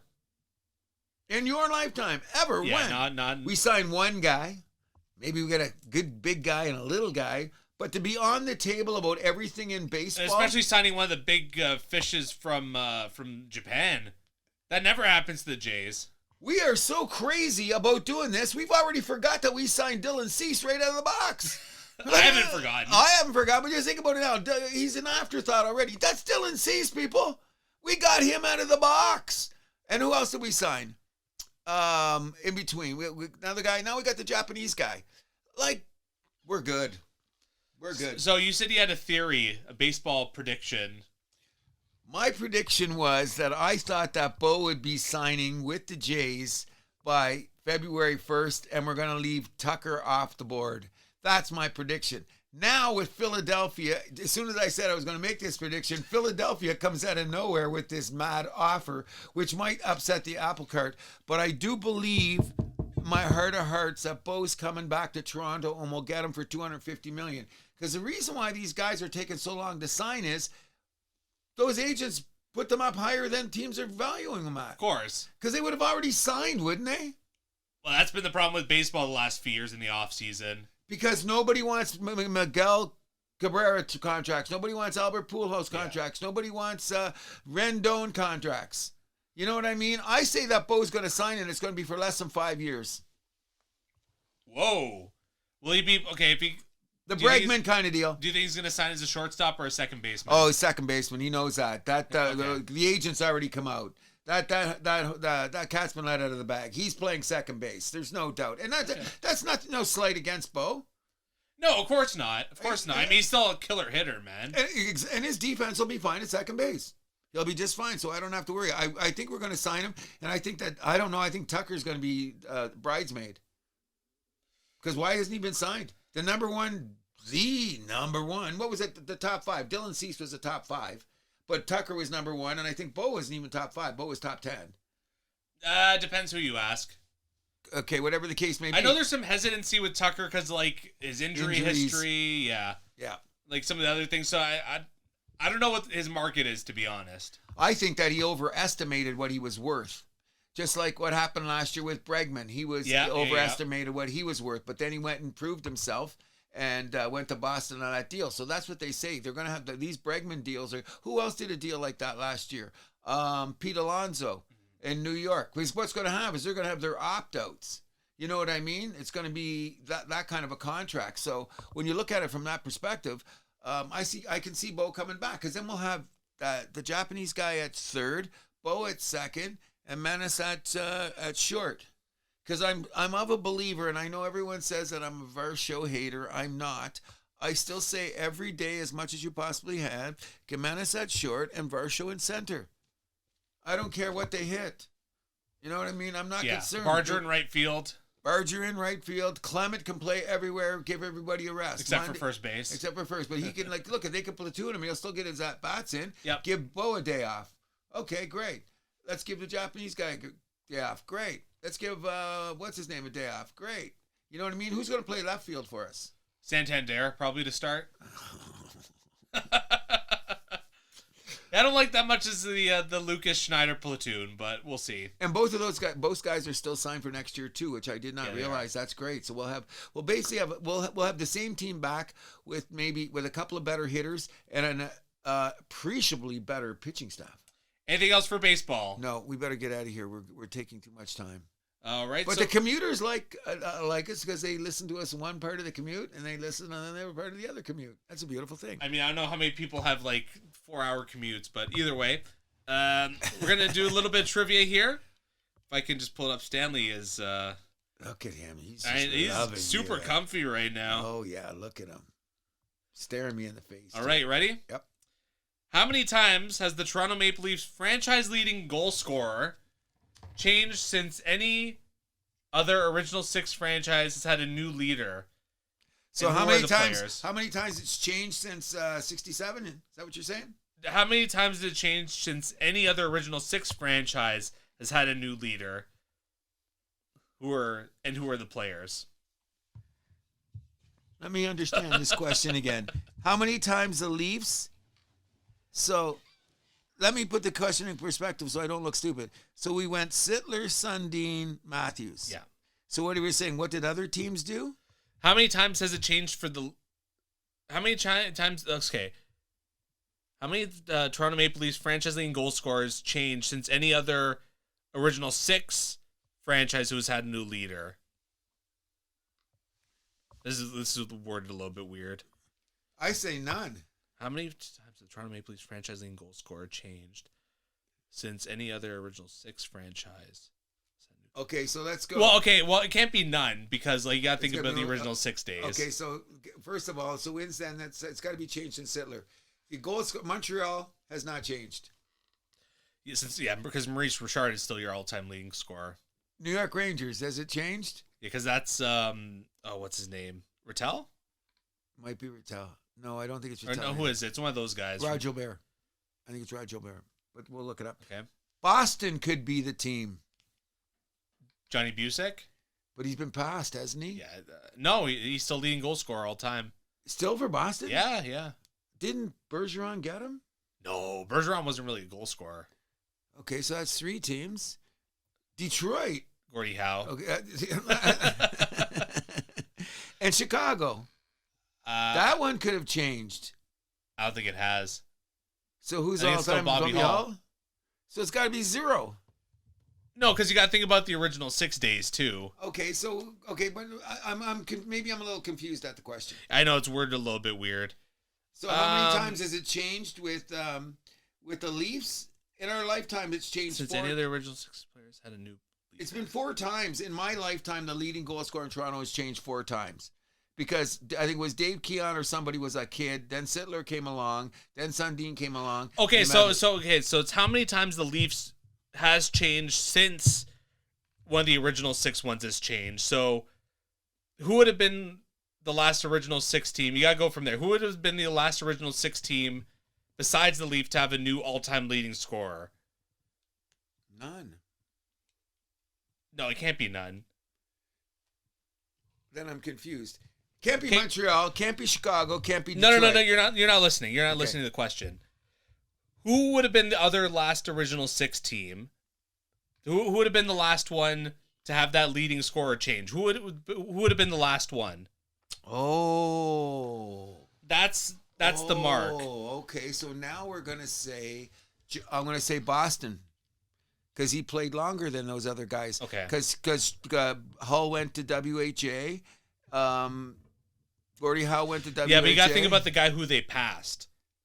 Yeah, so Busick right? would have passed. I don't know who would have been Frank Bismarck or whatever. Yeah, no, I'm gonna go with Boston. Yeah, that makes sense to me too. Because you think about it, Chicago. So then I guess the Leafs score would have been changed 3 times since then. Sittler, Sundin, Matthews. Yeah.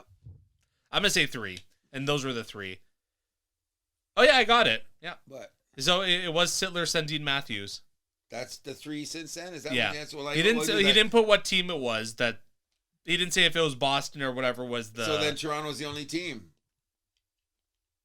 I'm still confused. Yeah. Well, that we know. Well, we said that anyway because it was going because I think Sittler beat who? Dave Keon's record. He beat Dave Keon. Yeah. Yeah. So it was because I knew when as a kid I remember when Sittler was there because Dave Keon didn't come because he was in the feud with Ballard at the time. Yeah. And then Sittler didn't really get the plateau he got because him and Ballard got into it. Yeah, true. You know what I mean? But at least Sittler was there to congratulate Sundin. Things had been. Oh yeah, yeah. But by that time, there's no Ballard around. Exactly. Well, I mean, there was no Ballard around, and Keon still had beef with the Leafs owners. Well, that's because of Clancy and the whole family, the Conn Smythe, the whole. No. I'm talking about even after Ballard. Yeah. He's just a hater.